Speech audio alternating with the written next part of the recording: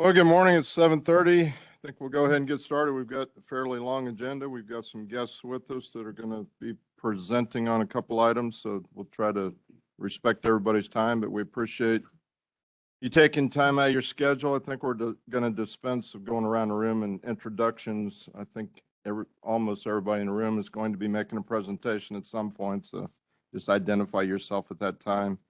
Again, we had our organizational meeting in April, but we didn't have an official meeting, so we've got a lot on the agenda and just some things that I thought it was important for the new committee to get up to speed on. So I appreciate Matt and his team putting together some background materials for us.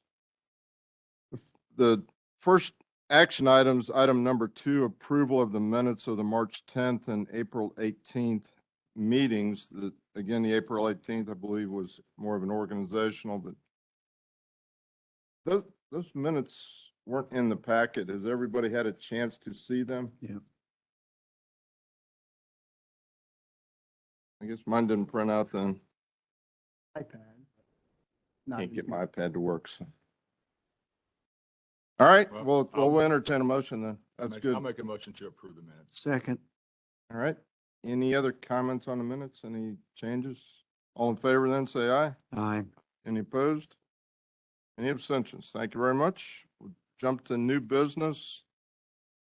First item under new business, Missouri Boulevard Roadside Park. And I believe Mr. Smith is ready to roll.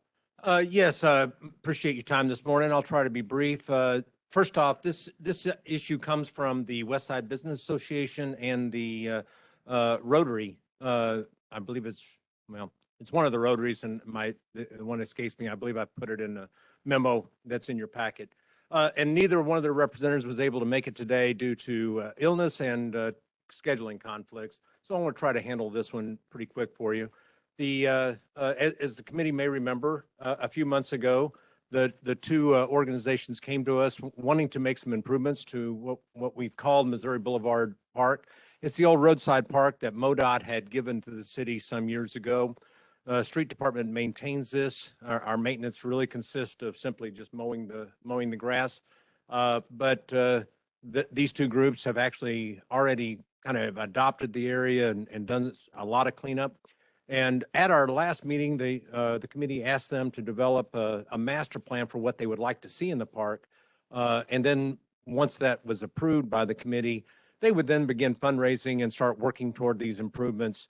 And so what we have on the screen is that master plan that they've developed. It's a relatively low maintenance type of development, which includes a trail going around the park, a small walking trail, and maybe a future pavilion, some certain planting beds just to improve the aesthetics of the area, maybe a flagpole area, and then maybe even a welcome to Jefferson City sign over here in the corner, which would then overlook Highway 50 as you come into town.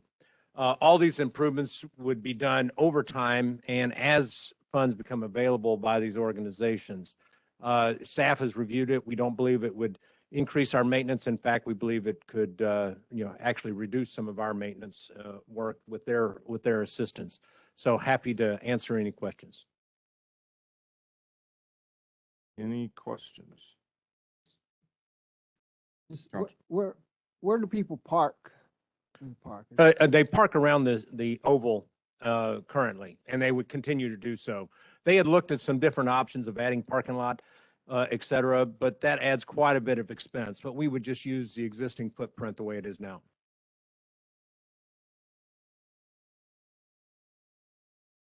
Councilman? The trail, is that just, do you know what kind of product that would? They haven't actually decided on what that would be. They talked about potentially using asphalt millings. I kind of discourage that from the standpoint of it doesn't help the grass grow. I don't think it'd be very aesthetic. It'd probably be more like a mulch or maybe a pea gravel trail. Thank you. And you would go ahead. Yeah, I was going to say if it is the committee's desire, we appreciate some approval, and we'll continue to work with the approval of the master plan, which will incorporate into a license agreement that law would draft between the city and that organization. That license agreement would actually be signed by the city administrator, but we'd appreciate the committee's endorsement of it. I know I've attended a couple of their meetings when they've discussed this. They're really excited about it. I think they had a work group put together one Saturday and went out and cleaned up the site. So they are committed to that site. Make a motion to accept the, Councilman Spencer has made a motion. I will second that. All right. Any further discussion? All in favor, say aye. Aye. Any opposed? Any abstentions? Thank you very much. Thank you. And I think you're up next. Street resurfacing, Well, maybe. maybe. Yes, the annually, we as staff put together our street surface maintenance program and bring it to the committee. And that's what we would like to present on today. Just a quick reminder of how we do our evaluations. We try to evaluate as many payments we can.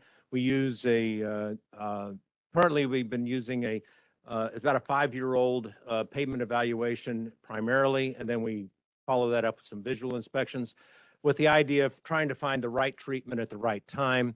So the program is really kind of 3 different components.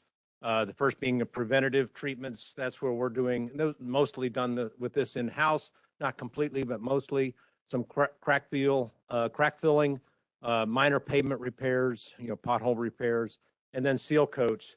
The seal coats is actually contract work, and we'll talk about that in just a little bit.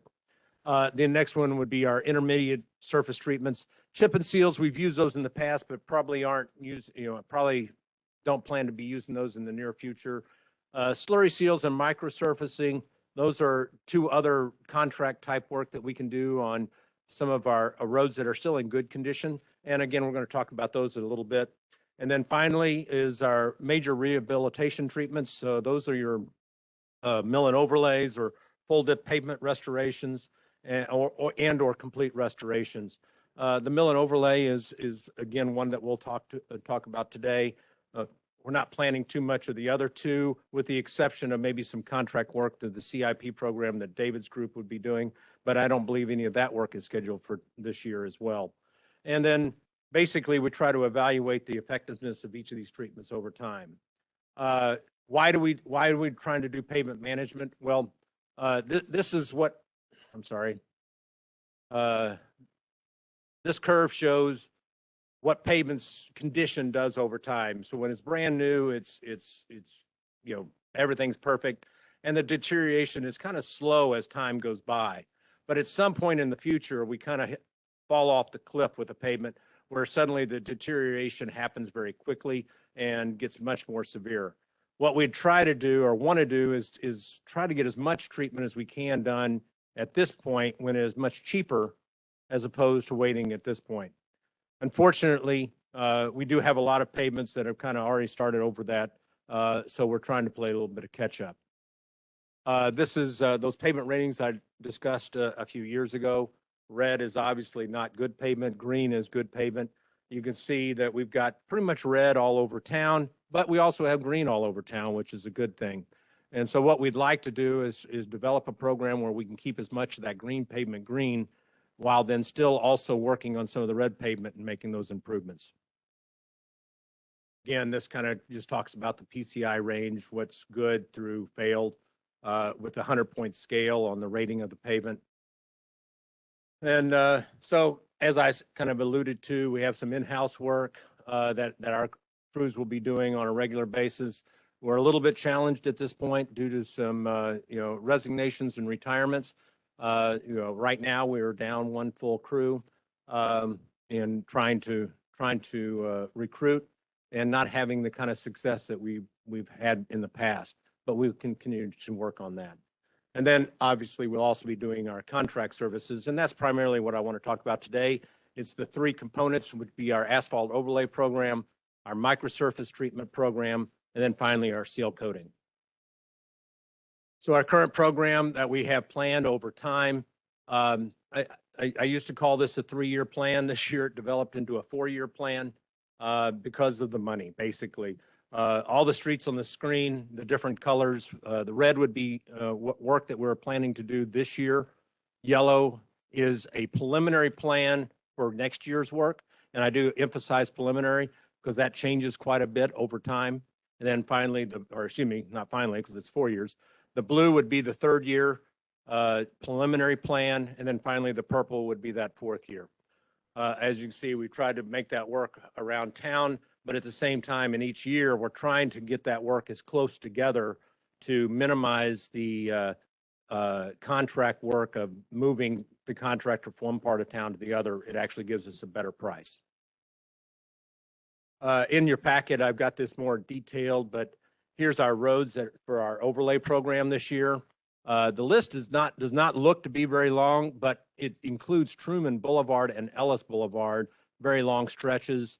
And so therefore, the number of streets is not as high, but our lengths are up what we typically do each year. Truman, we've been working on that over the last industrial through Truman, all our way out to the mall. We've been working on that corridor the last couple of years. This would finish it all the way out to the mall. And then Ellis Boulevard and Greenberry Road. The water company had done some recent projects in that area, and we're trying to follow up that and get those roads in better condition as well. And then we're also working in some neighborhood streets that are in that same general vicinity. This is our microsurfacing program. This is a program where we did it for the first time actually last year. It's a much lower cost treatment, but applied to roads that are in much better condition. This is that Keeping Good Roads Good program. This we're working all within the subdivisions of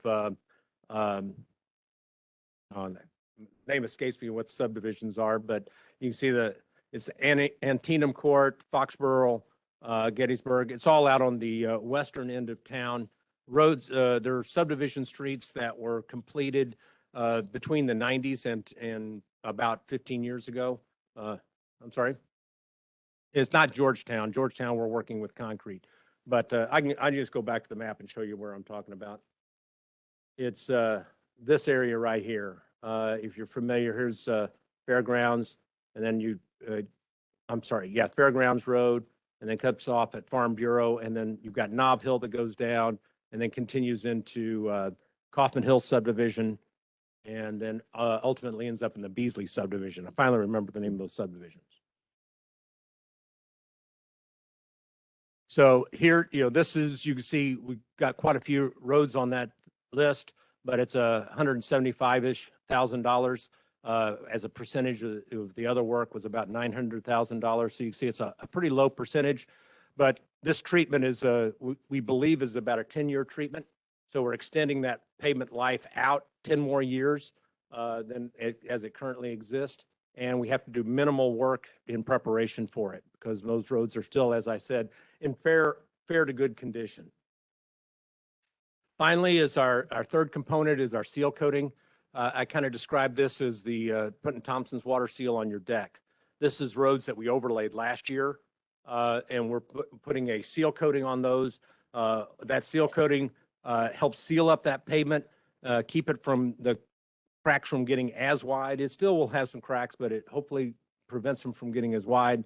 And then it also seals that surface and makes it a little less, a little bit more impervious to the moisture intrusion. And we've been doing this for several years now. We've seen some really quality improvements of that new pavement to make that new pavement last even longer. So again, the idea is the right treatment at the right time, but splitting our program between the mill and overlay work, which has become very expensive over time, and trying to get more work into this area where we can extend those payments even further. Be happy to answer any questions. Questions, Councilman Spencer?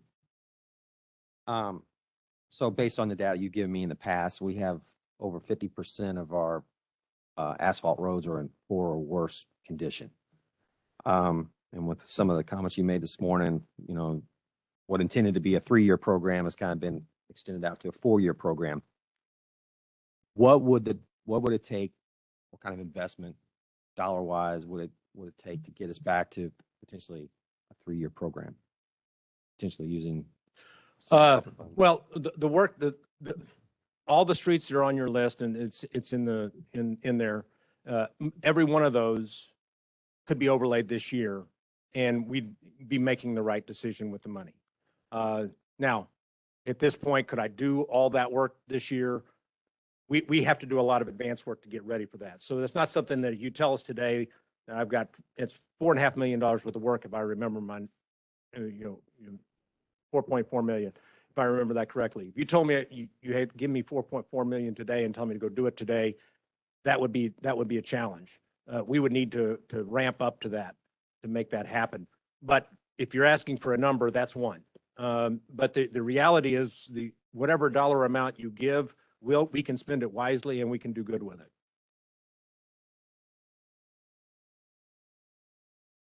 We are down a crew at this point. And, we have 4 vacancies at the moment. We've got 2 recent rehires that are playing into that. One is very little experience. The other one actually comes to us with some experience, so we're pretty happy about that. But we're still working through those issues. And the number of applicants we're getting every time we advertise, it's 1 and 2 applicants, not 20 and 30 that we usually see.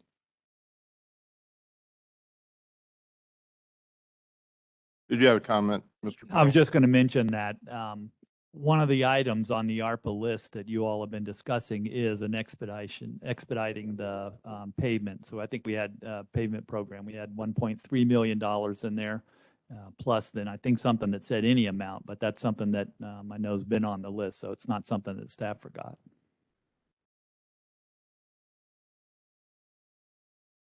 Sorry, you're going to. Right. Right. This program is a primarily asphalt overlay program. This is not the concrete program. Now, concrete pavements are in better condition, but certainly we could always be better. And we're doing primarily that concrete work is with our in-house crews. One of those crews that were down would be one of those ones doing the concrete as well. Was that a trade-off of trying to maybe subcontract that more, maybe some of that more out, being that we don't have the crews? Yeah. We're either going to pay it on increased labor cost Mhm. and material cost, or we're going to try to wait and see, if those markets kind of retract. But Yeah, we're definitely going to have to manage our way through that. We're still trying to rehire. We're still trying to get trained back up. And we're hopeful that we'll be able to make it to there.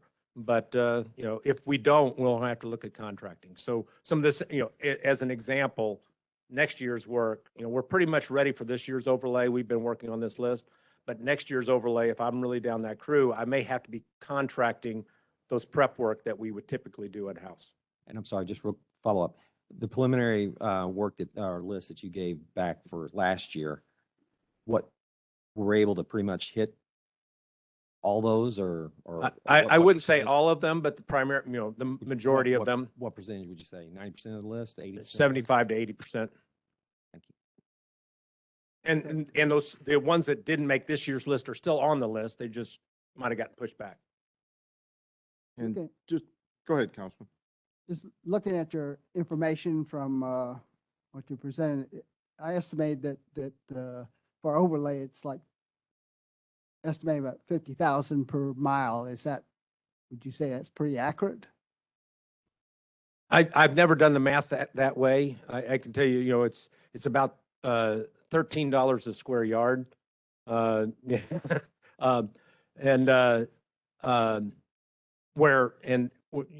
give you an example, and what $13 a square yard means, no one knows. But to compare, to do $13 a square yard for the mill and overlay, the microsurfacing that we're talking about is $5 a square yard. So you can see the cost savings there.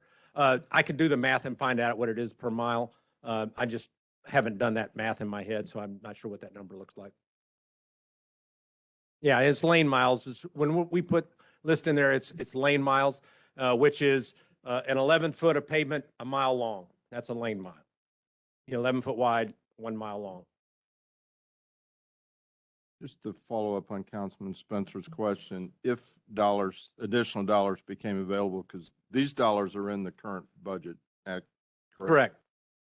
if additional dollars, do you have a way of kind of prioritizing where those would go Yes, based on these lists? Yeah, you give me a number, we can add to it. And sorry. Go ahead. Go ahead. Yeah. And Britt did allude in your memo about, we're working with some university professors, to help us redo our pavement evaluation. It is old, 5 years. That's depends on the winter and all kinds of things and things fall apart. So that list will change a little bit. We're working off the old list, but, that's a good thing. And they have a cheaper version, we feel like, Yeah, actually, that's a particular, I appreciate that. I meant to mention that in my presentation, but forgot to put a slide to remind me.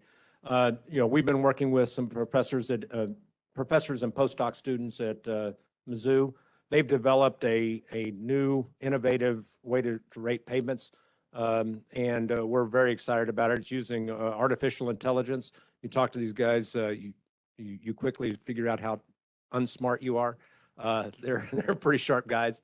And they would really like to partner with us, being they're only 30 miles away, and help them develop their program, and at the same time give us ratings at a very, very affordable rate. And so that contract was also included. We haven't gotten to final contract terms with them yet as to what would be included and what wouldn't, but we're talking about a $75,000 to $80,000 investment. Last time our ratings was significantly higher than that.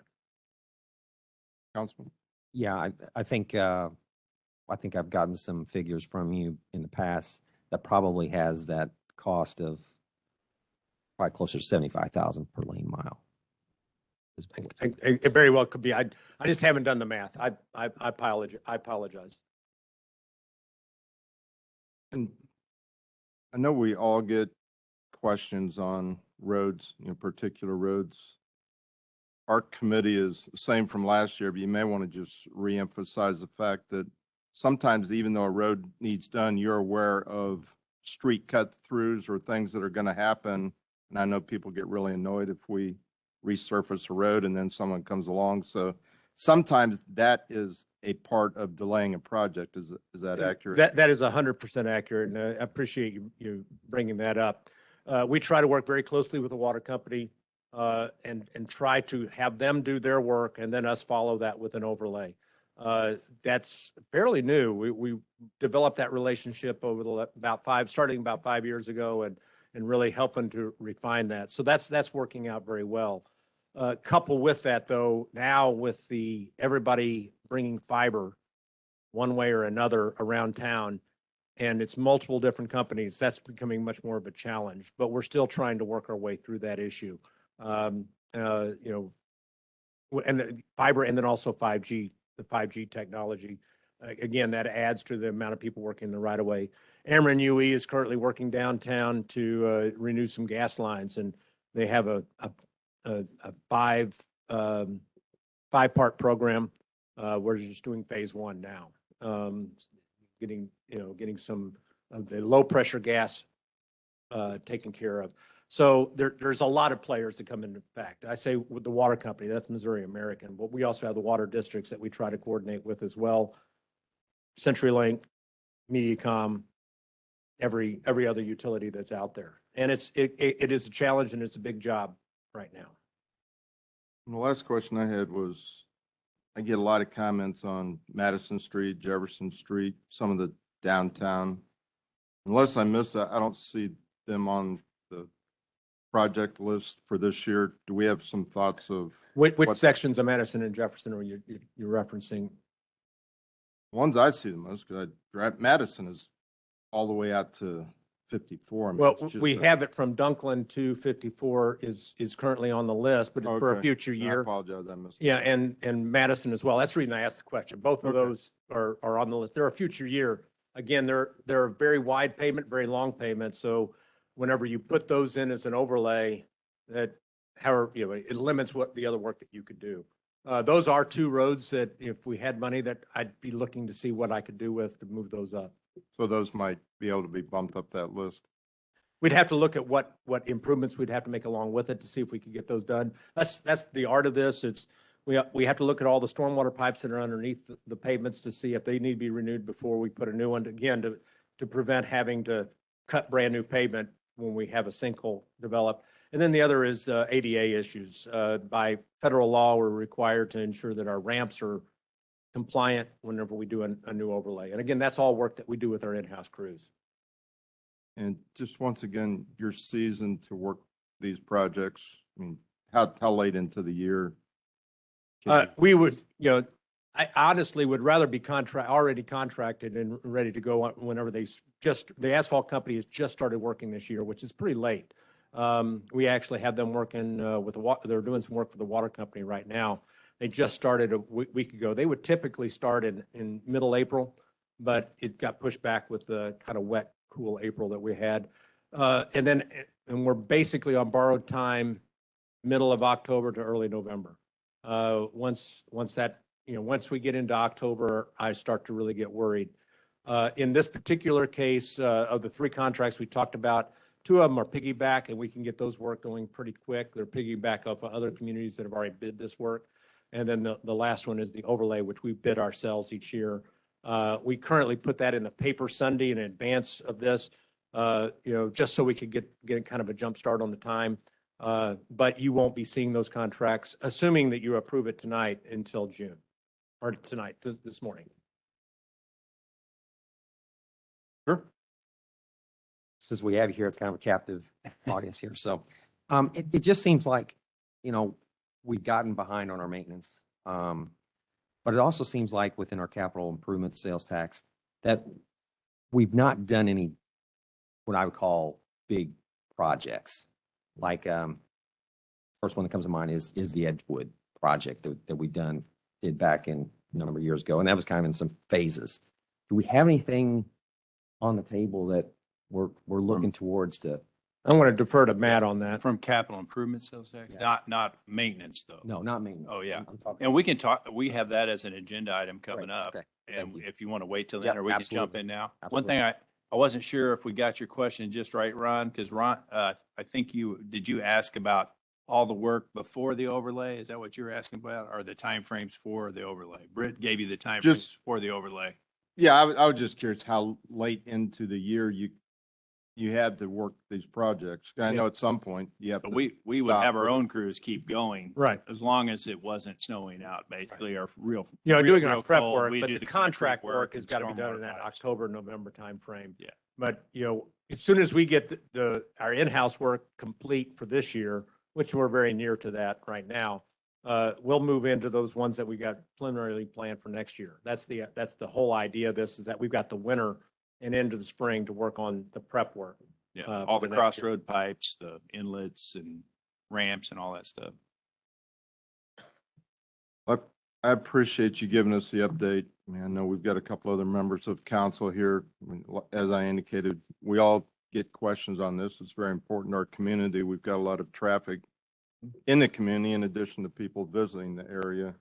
You're looking for an endorsement of, We would appreciate an been endorsement of the presented. list as presented, and we will move forward with contracting. but Councilman Spencer has moved the document. Councilman Kimna has seconded. Any other questions or comments? I think you guys have asked good questions. I appreciate it. All in favor, say aye. Any opposed? Any abstentions? Thank you very much for a detailed presentation.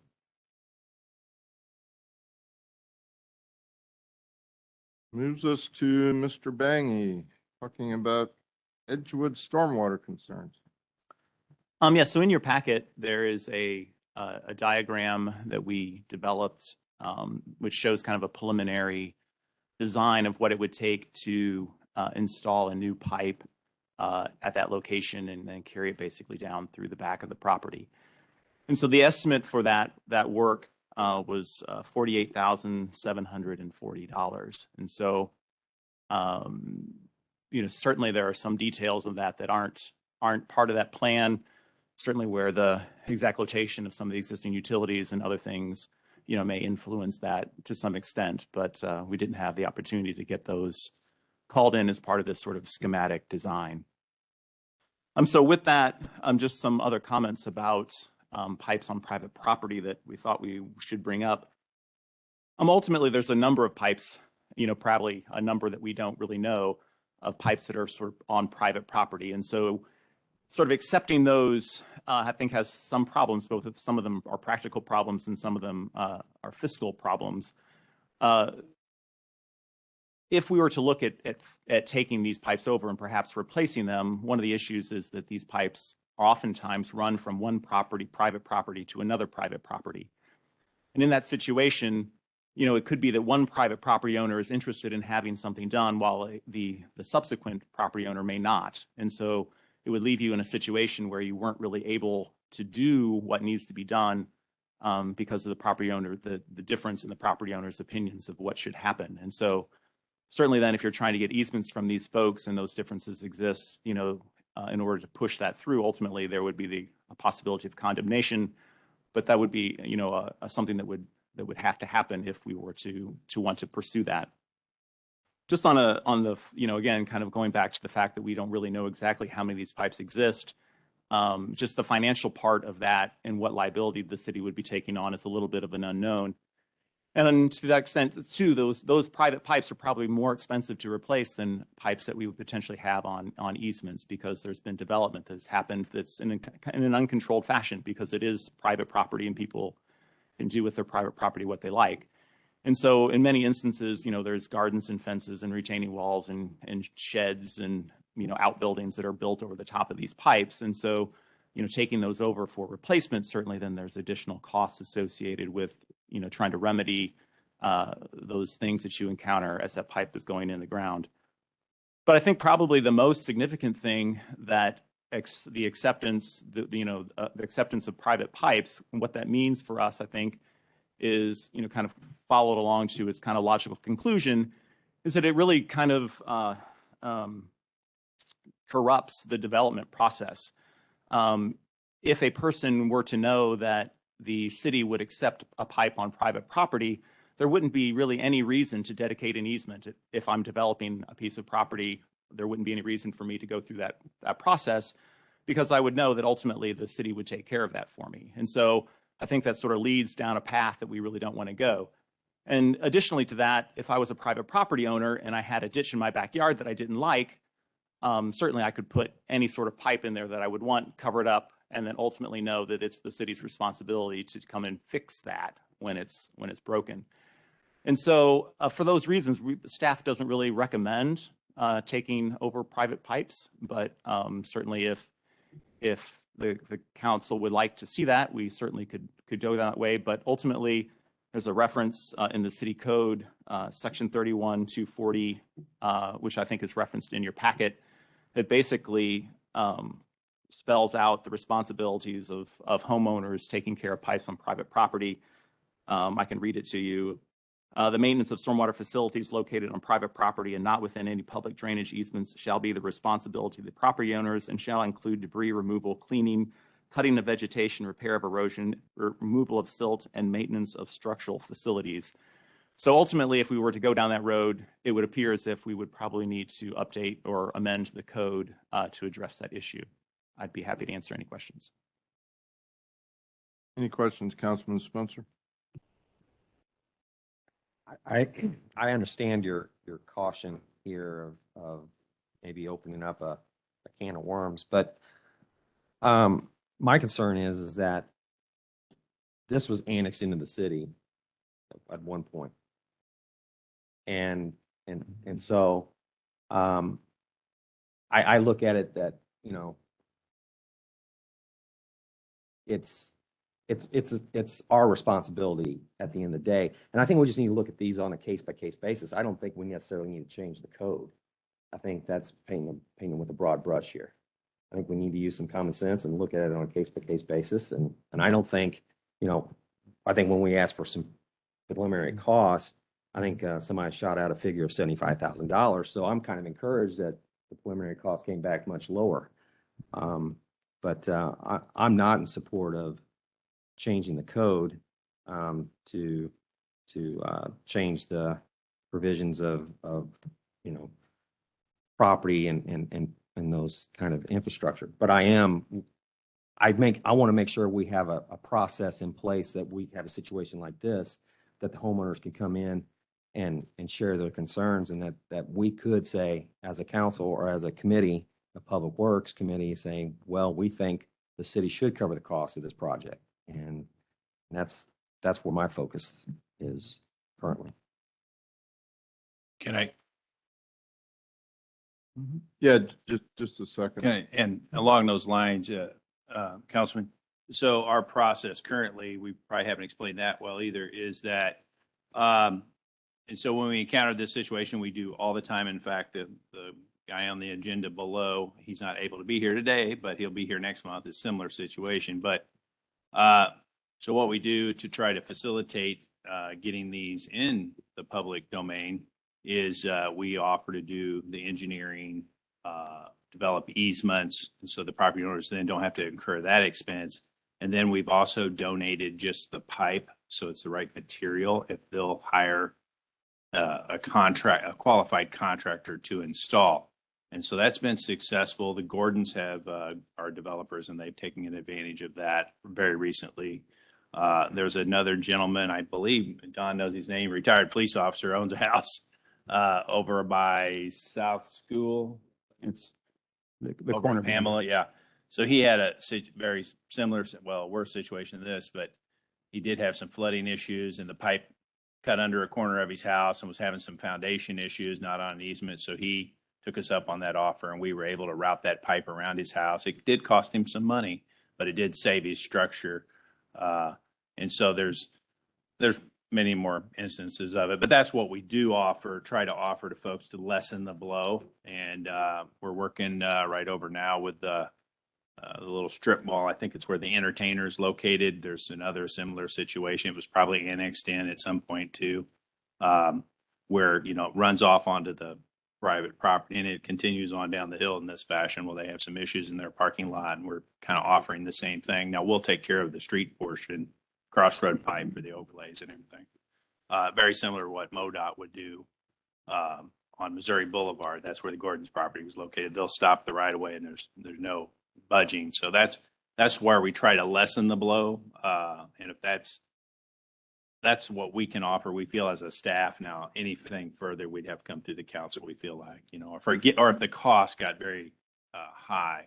On the flip side of that, on the development side, David mentioned, maybe the most recent example I can think of, we often do a couple of them I can think of right now, pretty recent, like the Mel's development.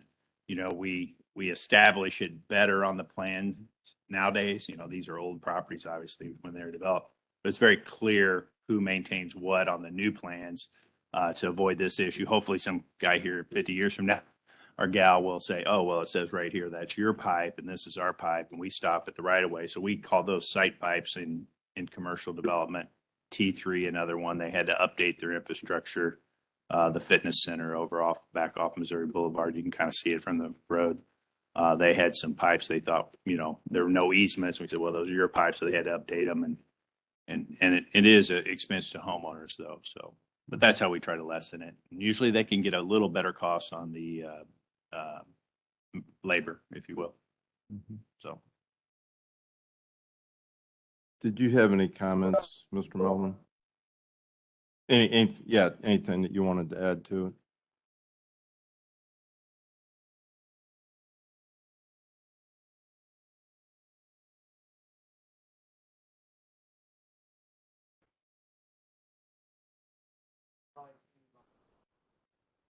Sorry about that. Departing from our current program kind of puts staff in a trick situation where we're doing kind of one-off projects that are contrary to the code. And that becomes basically impossible to manage, especially manage in a kind of fair way. And is probably not within what the city council is really meant to do, is to manage the one-offs. And that's essentially kind of what this would be, is, you know, if you don't like the city code, then come to the city council and get a one-off. That becomes very hard to manage from a staff level and in any type of fair and equitable basis. So that's kind of my concern is there's no program rules there. And when there's no rules to follow, that's where, you know, cities get in trouble. Thank you. You had some comments. if you just come to the microphone, just let us know who you are. We saw you a couple months ago, month and a half or so. In March. My name's Fred Bethman. I'm Rebecca Bethman's brother, and her handicapped daughter is hospitalized with undiagnosed complications, so she couldn't be here. But in her behalf, I got to say I'm very disappointed, and I'm looking at all the negative factors that that gentleman brought out. The neighbor in the adjoining property is amicable to doing this work on a shared property line situation to do that. And 40 Tree Service did an evaluation of trees for Rebecca and said he didn't see any reason that the trees would have to be removed. So that would be a significant cost savings there. I guess I'm spoiled working in, for instance, St. Louis County a lot in my life on land development, and they never accepted a street or a storm sewer or a sanitary sewer that wasn't up to standards, and easements were established, et cetera. And if there was a deficiency in any way, we as a contractor had to remedy that situation before they were accepted. And due to the fact that this obviously is property that the city annexed at one point in time, I guess maybe wasn't that detailed to realize that this storm sewer cut diagonally across her yard. And obviously it's a galvanized culvert pipe. It starts out of the structure as a galvanized culvert pipe, and I believe that they definitely found out that it was a galvanized culvert pipe at the lower end.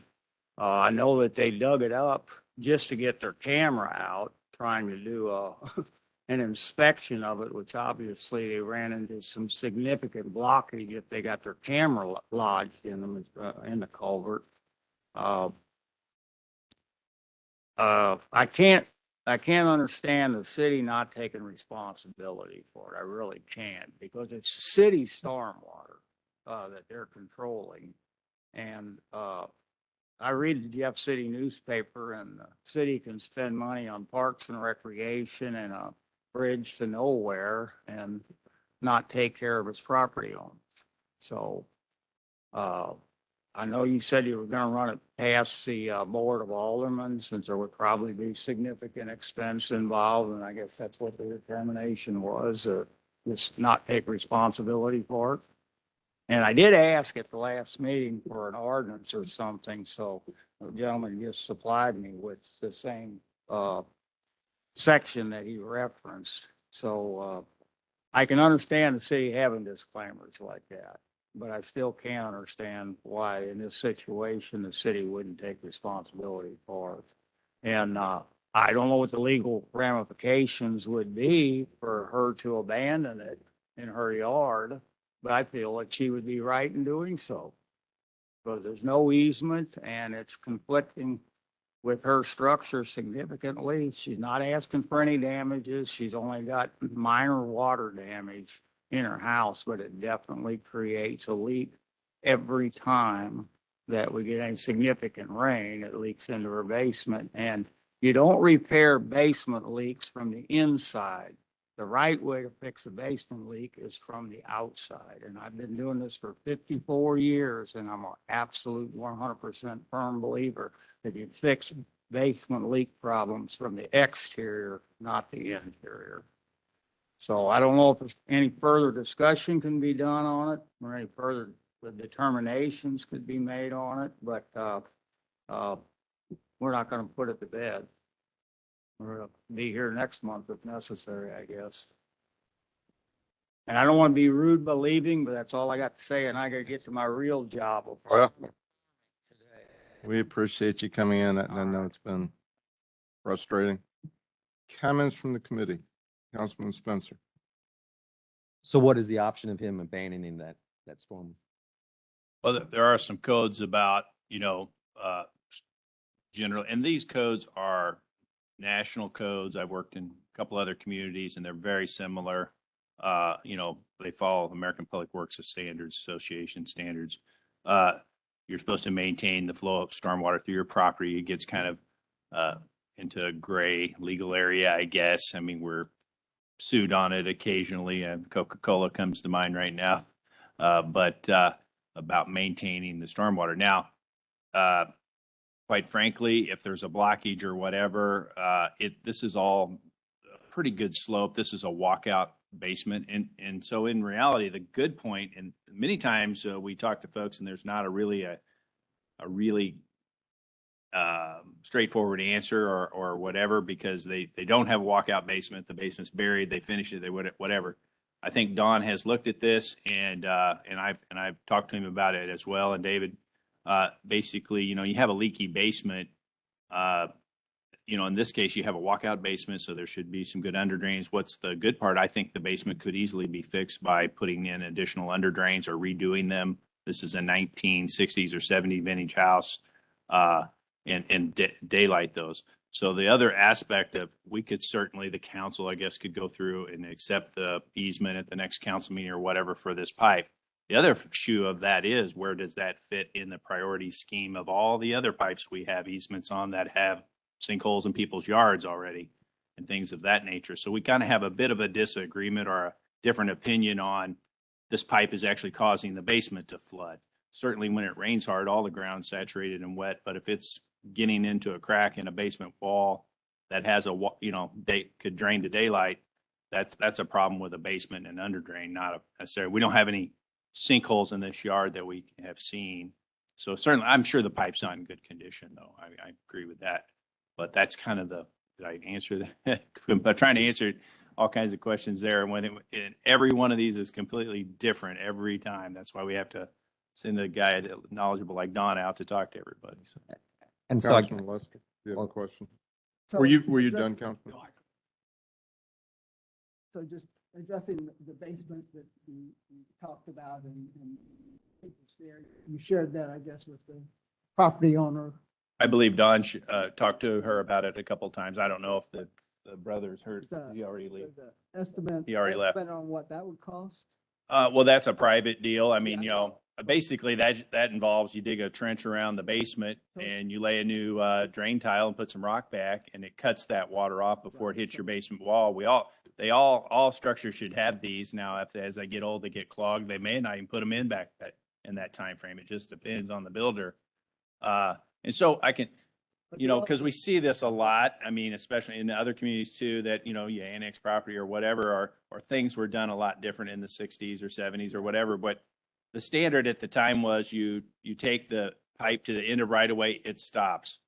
And that's it. That's kind of like the MoDOT standard. If you go out in the county, the pipe stops there at the edge of right of way. Well, in a city, then somebody would come along and say, okay, I want to build a couple houses. Well, I don't want to follow those codes, so I won't put any easements. Well, I'll go ahead and hook some pipes on it and get it past the house and build these two houses and sell them to somebody. And that works for about 50 years, it looks like. So, Yeah. and then we have this argument. So we're trying, if you're in the city now, but then I would also say that if you were in the city, even very old developments, we find a lot of easements that are of this age. So, But in some respects, the cost to develop in the city back then was more because you had to follow these standards like you do today. And so theoretically that structure might have been cheaper when they built it. Okay, just that the relative cost is a lot less than what we're talking Well, about. I don't think, in my opinion, is that the water still flows out the pipe. Yes, the bottom's deteriorated some. The water still flows out the pipe because, it's all going downhill. It may, they're generally, when you have a leaky pipe, the water tends to want to get in it from outside in the ground, like sewer pipes, because that's the path of least resistance. There's an opening there. It doesn't want to pressurize and push out to a house through the ground. It's not that doesn't how the gravity works that way. So generally speaking, you can, from my standpoint, it's easily said that there's probably a foundation drain problem. And even if we were dumping water in the yard, if you had a good foundation drain, it shouldn't have a leaky basement. just to follow up, I guess you have to somewhat be sympathetic to Oh, yeah. to us and those residents. The city annexed them in. And it's not their responsibility to follow up and make sure, pipes are to their standard or city standard or whatever the standard was at the time. I mean, it just seems like the city is always in a position of deniability instead of responsibility. And that's just very frustrating to me. So I think we should look into more of these situations and have an action of how we can address them.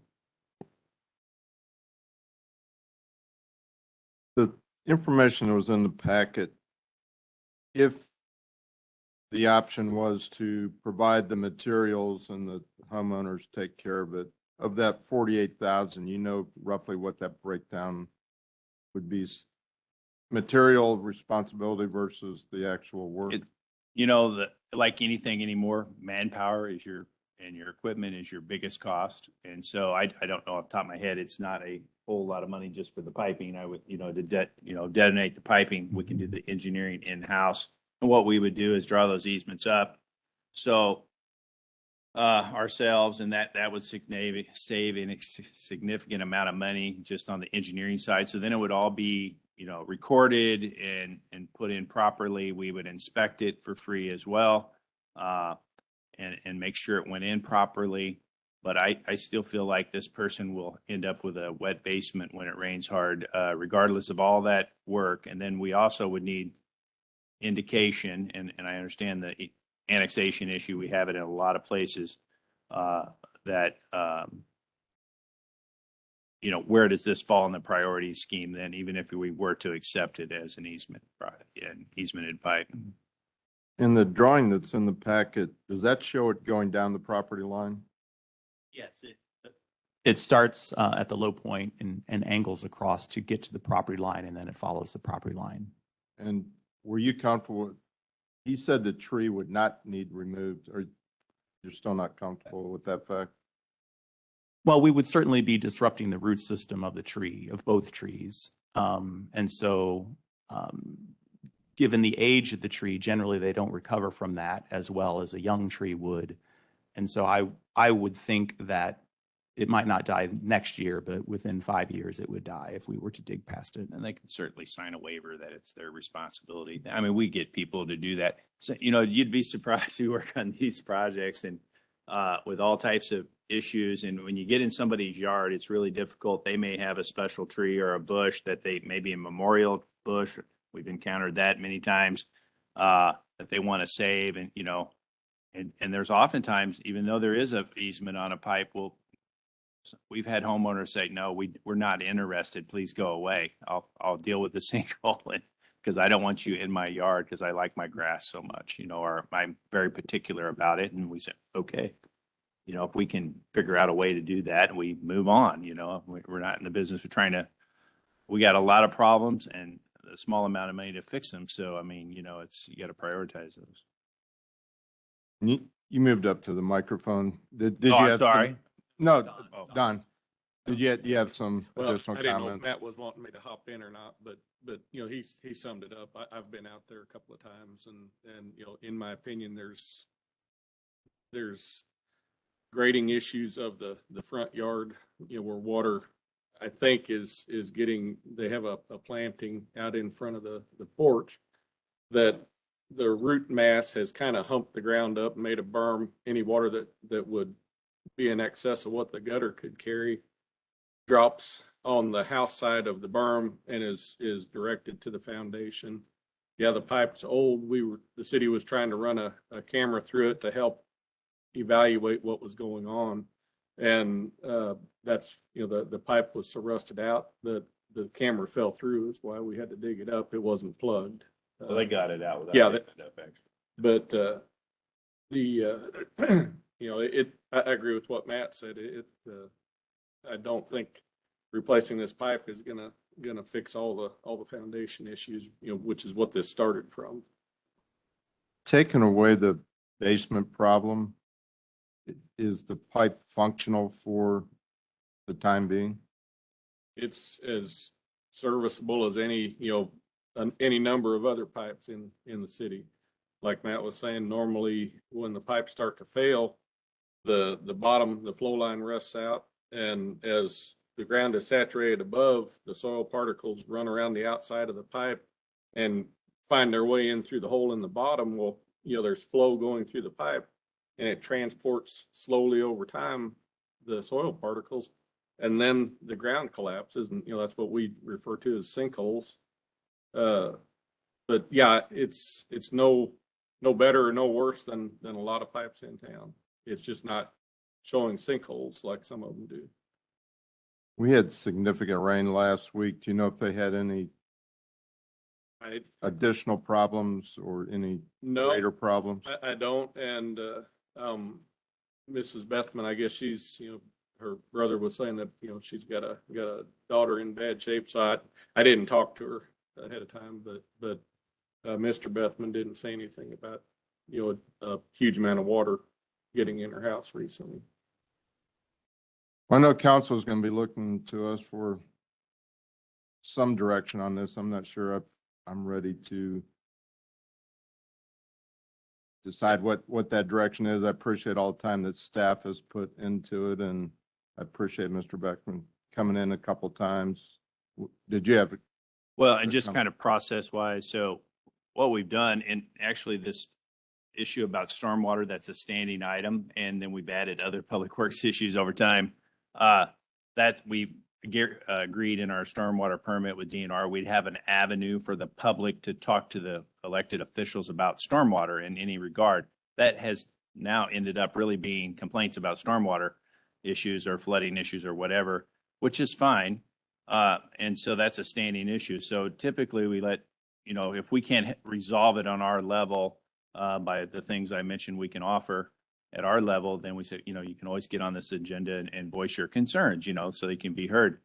Now, if the council wants to do something with a particular issue, typically we would then say, okay, give us a recommendation. Then we would get with Ryan and take that on to the council to see, and Steve, what avenue things the council needs to approve to make whatever happen you guys want to see happen, because this is half the councils. Then we go say, does the full council want to accept the easement and put this project in the list as just a regular project, which still with no sinkholes, we probably wouldn't do it on our own without some input from the council to do it ahead of others, because we have other sinkholes we're trying to address and things.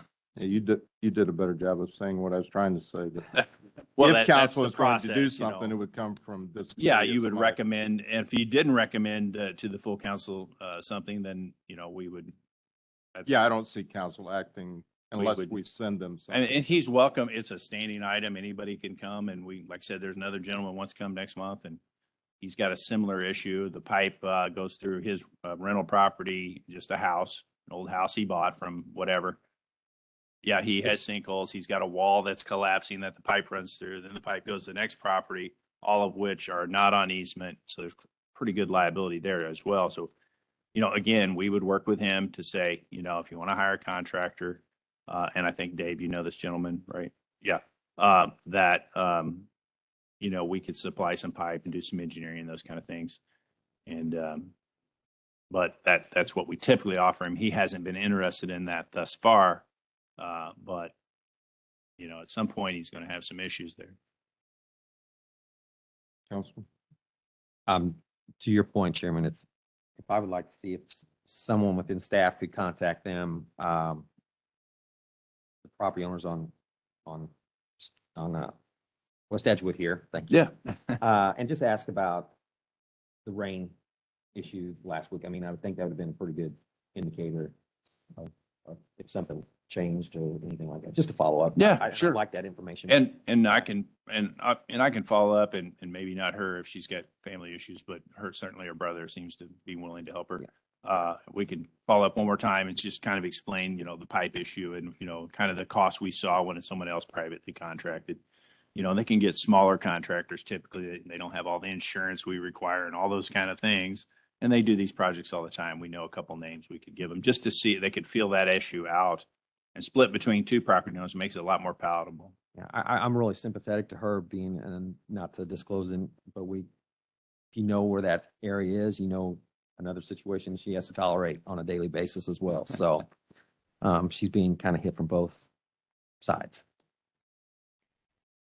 All right, hearing no action, we will move forward to the next item, but it will remain on the agenda for continued discussion. And again, I appreciate all the work that staff has put into it.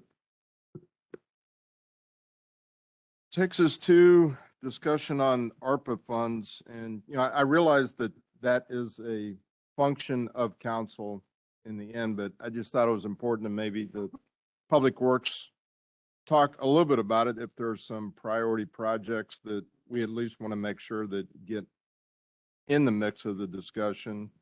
Certainly Councilman Hensley is kind of leading that discussion as chair of finance, and we've got a list of about $45 to $50 million worth of projects. We obviously need to pare that down considerably. We've talked about road overlays and some other opportunities. I know the chambers here, they've got a request in that doesn't really fit into Public Works, but it's certainly economic development. So I asked them to put it on the agenda, just see if there is any discussion. I mean, we don't have to have a long detailed discussion because council is going to direct, but I felt like there's a number of issues that we are aware of in the city that would legitimately fall within the request of that funding, in addition to Mayor talked at a meeting earlier today about opportunities to work cooperatively with the county and their ARPA funds, specifically on infrastructure, if there are things that fall outside the sales tax or things that we can do. So anyways, I asked him to put it on the agenda to see if there were any comments. And we're going to have further discussions at council, but I just want to make sure that Public Works type issues were in the forefront from our perspective. So open it if there are any comments or. Since we want to talk about Public Works, just real quick, on the list, I thought Steve was here somewhere, but anyway, this is Steve's list we put in the packet. And okay, I see him over there. So we put Steve's list in the packet that he had sent out earlier a month or so ago. Yeah, it's really department director's list. Well, yeah. And so what we did from Public Works standpoint, just so you know our background here, the first blush of that list was kind of concentrated in a certain census block. And so it had projects that were stormwater related in that census block, like Ohio Street Bridge is a good example. That's in the census block and stormwater. So it was and the initial rules, it was a little easier to do those maybe and report on them. But I think the rules have since changed. So they're still developing rules, but so that's kind of where in some of our sanitary sewers that are listed are those in those census blocks. Not that there aren't many others that are qualified to, but we tried to focus in those areas of, I guess it's low to moderate income areas is what I would call it. I don't even know if it quite dovetails with that, but it's close. And then from just overall Public Works standpoint, I always have to talk about equipment. So we have a bunch of equipment in there, which is in our budget items, normally a couple $1 million. I'll round it off somewhere in that range. And as I always say during budget, we have some pretty old equipment. I think we're on the 17th year now. It's hard to get equipment actually, but we're living on the council infusing money in that from 2005-ish timeframe. And every year, the parts are harder to get. They're, all the systems, and we kind of limp along with that, and do the best we can, and our mechanics put them back together. But that should be, an item I always like to note to people that a need, because those are the trucks that plow snow, and they also fix these pipes and streets and all those other things and haul the gravel to them and things. So. Mr. Kroll. I would just add that the list really was developed prior to authorization of and discussion of a lot of the federal government infrastructure money as well. There's a lot of grant opportunities, and federal government still identifying some of that, and the state still dealing with some of that, but there are those opportunities out there as well. Absolutely. And I think Mr. Holtzneeder sent us out kind of a listing of some of the pools of dollars that are available in House Bill 3020 from the state, which is the expenditure of a lot of the state's ARPA funds and what cities will need to do to apply for some of those grants. Councilman Spencer.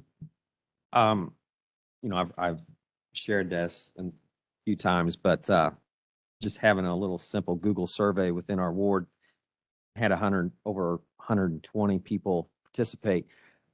Their overwhelming concern and focus for these ARPA funds would be for street repair and stormwater issues.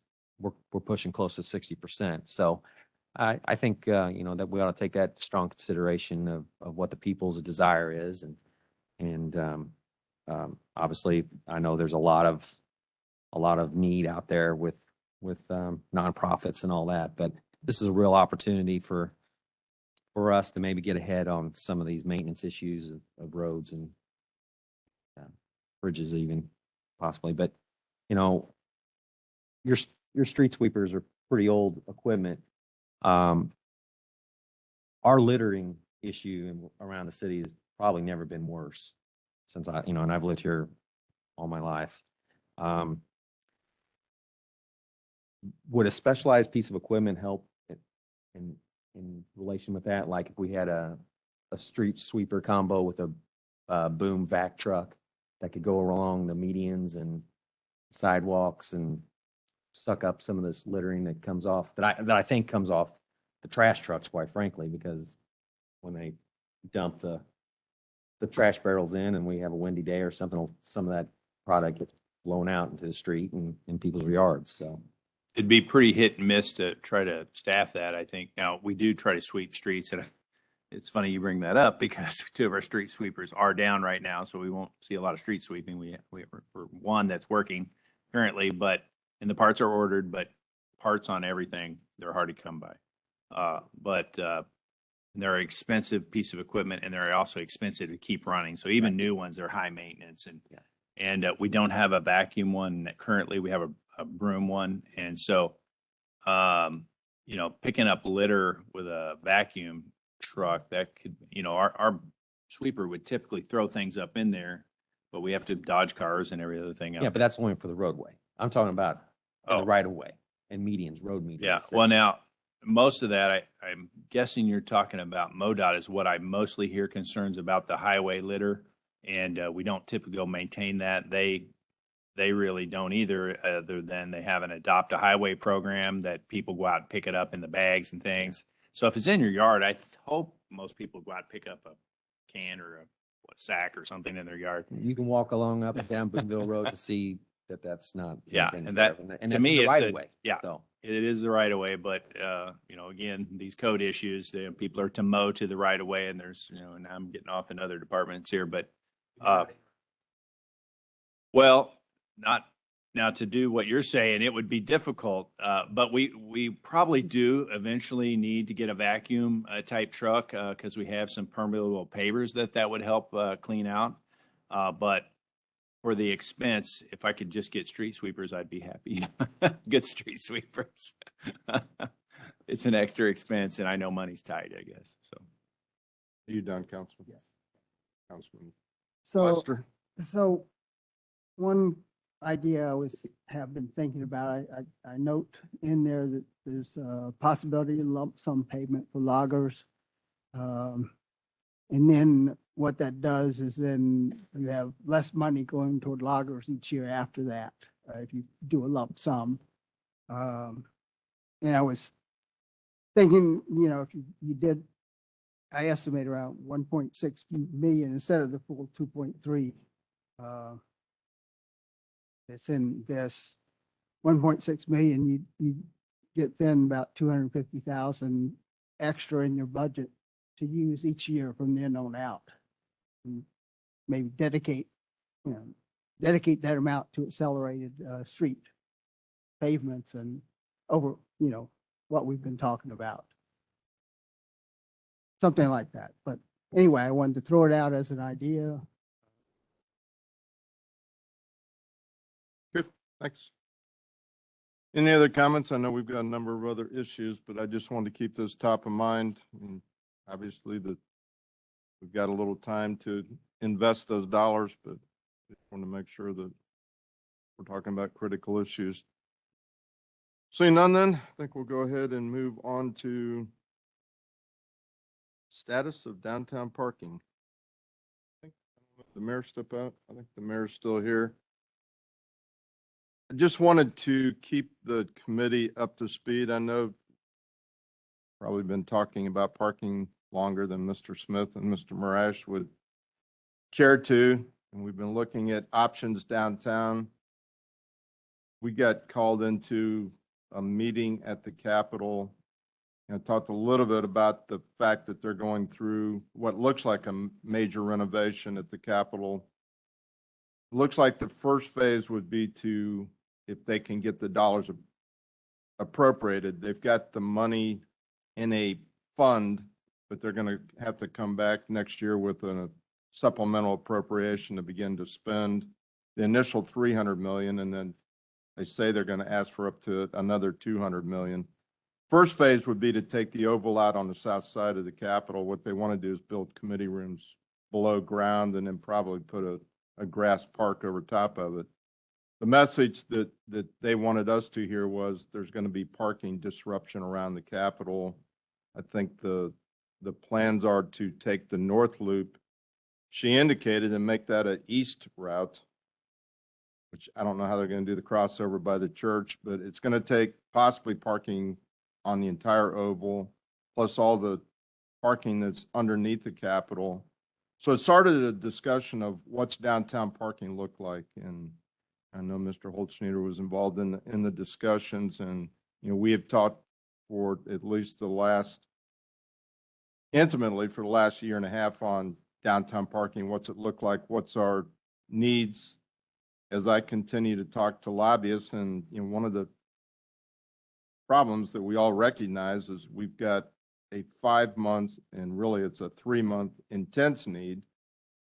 And then we have a 7 to 9 month sort of a need. But part of the Capitol complex also talks about a potential public parking garage where the Senate garage is. The need again for parking in that downtown core. What's it going to look like in the short term? You know, they're going to have to, at some point when they tear the Senate parking garage down, decide where they're going to put all those employees. And the senators, she indicated they had a little bit of availability in the House garage, but there's still going to be a need. So, I mean, that pulls us in. How do we work with the state on, I think, reactivating the shuttle system that apparently has been used in the past? And Mr. Smith was at the meeting and kind of talked about it.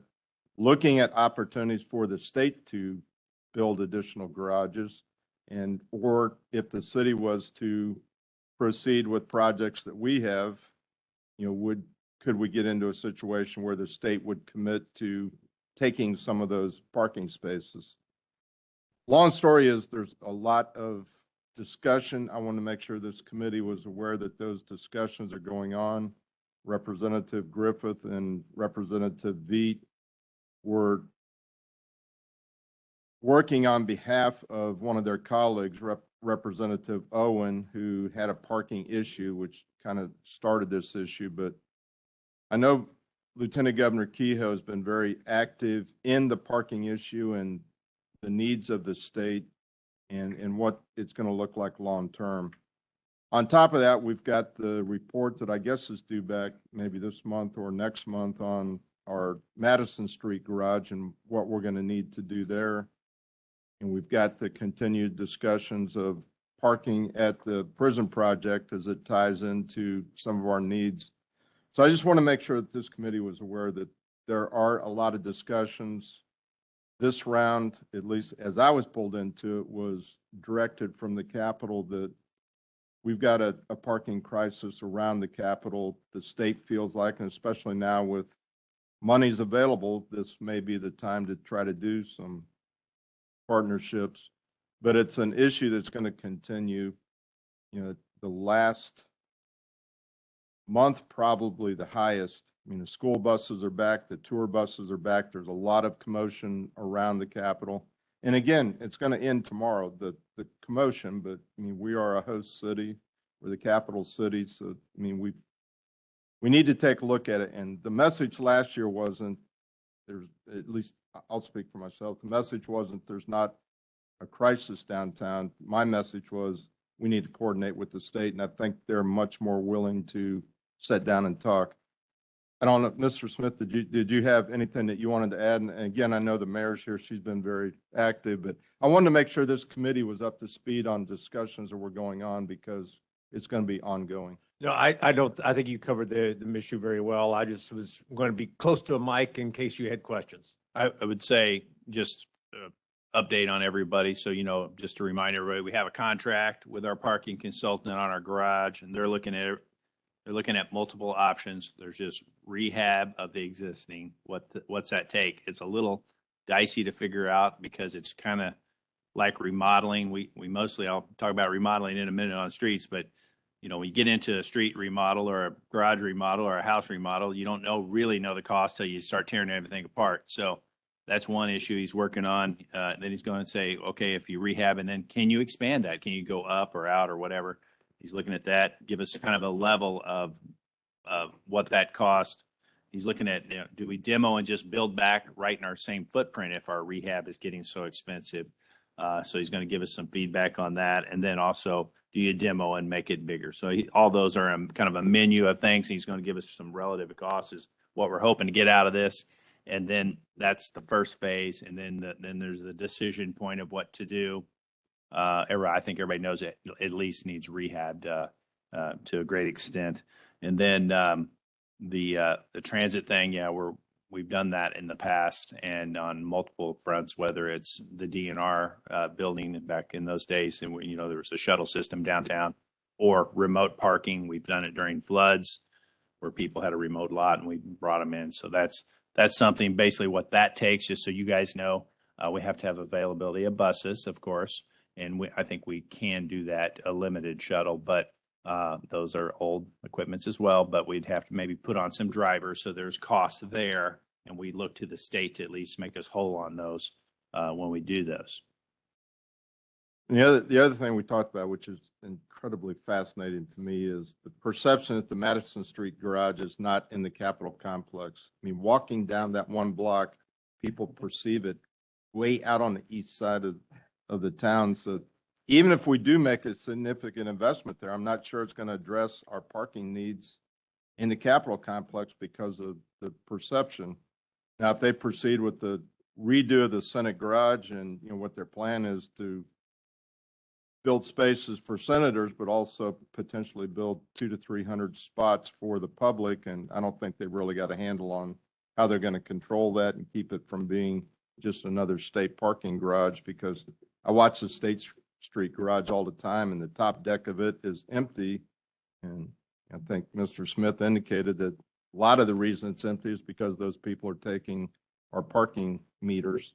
And that was another part that I wanted the committee to continue to look at is, we've asked staff to take a look at our meters, kind of revisit that. Do we look at moving, or at least in a pilot study, electronic meters and kind of the whole realm of parking in the downtown area and how we get a handle on it? And Mr. Smith even tried to tie the viaduct project into a parking garage for the state and see if there's access to dollars. So we're trying to be very creative in this time frame to address some problems, but I wanted to get the message back. And again, I was trying not to send the opposite message a year ago that, I'm speaking as one of 10, that I think we have a challenge around the Capitol. I think we've got the attention of the state, and now may be the time to try to address that. So that, again, I appreciate the parking studies and all the information that has been presented to the committee. And I just want to make sure that people were aware the issue is not dead. It's probably caught fire. And I think the renovation has gotten the state's attention, and hopefully we can work cooperatively in a partnership to benefit our entire community. Yeah, I'd just like to just add to that, just from the standpoint of whatever we decide to do with the Madison Street garage, one of the options is to do nothing. I mean, that is not a good option. We already know that. And so when we do that construction, there is going to be parking disrupt. That's 550 spaces that will be removed from in some fashion. Maybe all at once, most likely, or maybe a little bit at a time. But most likely, it'll be a very significant loss of parking. And so we're going to have to coordinate that work with whatever they're doing it now at the state. Because if you take the basement of the Capitol out, the Senate garage out, and our 550 spaces out, if that were all at the same time, that Doesn't really work. doesn't work. We don't have enough buses for that. Yeah. And that's part of the coordination process of trying to get timing of when the state will be embarking on that project so that we know. In addition, hopefully shovels will be in the ground by that time on MSP, which will we've got a lot of cars parked there that we're going to have to decide at some point what's going to happen with those fleet cars that are parked. So, Yeah, and I think our ultimate goal has to be providing whatever that customer's needs, something that is convenient for them, that works for them. As Councilman Fitzwater stated, in many of the Madison Street garage is interpreted as being too far away from the Capitol. We can argue that, but if we can't change their perception, that is. So trying to come up with plans that satisfies their needs, it's not unlike having any other type of business. You're trying to figure out what your customer wants and to give that to their customer. And so that's what our ultimate goal is. I said in that meeting, I watched people get multiple tickets parked in front of the governor's mansion, and I look and I said, there's a parking garage half a block away, but just the perception that it's so far from the Capitol that. And the reality is also the majority of our state employees do what they're supposed to do, park where they're supposed to park. I don't want it to be a disparaging thing against, state employees, but human nature is human nature. It's not just state employees, it's all employees that are downtown. I just want to run into the building for a minute, and a minute turns into 3 hours, and it happens. Councilman Spencer. To echo some of your comments, I mean, when we had people coming last summer to support parking garage, potential new parking garage, she even made the comment, well, I even have to go down and refeed the meter, and then I have to go move my car. And I'm like, okay, but you're part of the problem. I mean, that's the whole point of using the Madison Street parking garage. But at our previous meetings, you've mentioned that you were working on a pilot program for an app for our parking meters. Are we anywhere closer with that? And we have to evaluate our ordinances to figure out how all this plays into it. To actually go to an app and keep everything exactly the way it is now, that's something we could do at the staff level. But what we've heard from several councilmen is that they want the option to potentially extend parking within it. So we have a zone that's by ordinance 2 hours. But there is a desire to have at least a pilot program where you can say, okay, I want the 2 hours might only be 50 cents an hour or whatever that is. But the third hour is now $5 an hour. I'm not saying that. We would have to have an ordinance change to do that piece. To actually institute an app, we could do that very quickly. But it would just allow them to pay for their parking with their phone as it exists right now. So, okay, then I guess the shuffles to you then. I mean, is there anything we could do to help that? I mean, it seems like we're kind of just spinning our wheels here. Yeah, I mean, if there's direction for city staff to start preparing those ordinances, that's what we would do. Because this is the first I've heard that there was a connection with ordinances. So I'm sorry. I said this is new information that now this is tied. I apologize. I thought I made that clear at our last meeting. I apologize. And then I guess the timetable for the actual study information, is that still in June or? Well, we've been slow to get some information back, like, sure they're busy. And I think they got up there and they saw a lot more problems than they might have anticipated. Right. And we're expecting, at least the next phase of their submittal in literally any day. I think Brett's called him twice last week and we haven't really connected. So we'll put it that way. All right. They are a very good consultant, I would say. We've got a good top-notch consultant here. And that's part of the problem. When you have top-notch consultant, they also are busy. Everybody wants to know.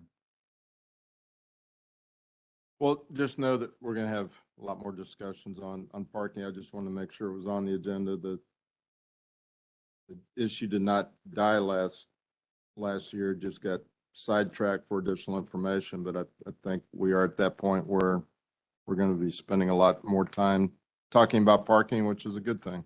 Means people are coming to our community.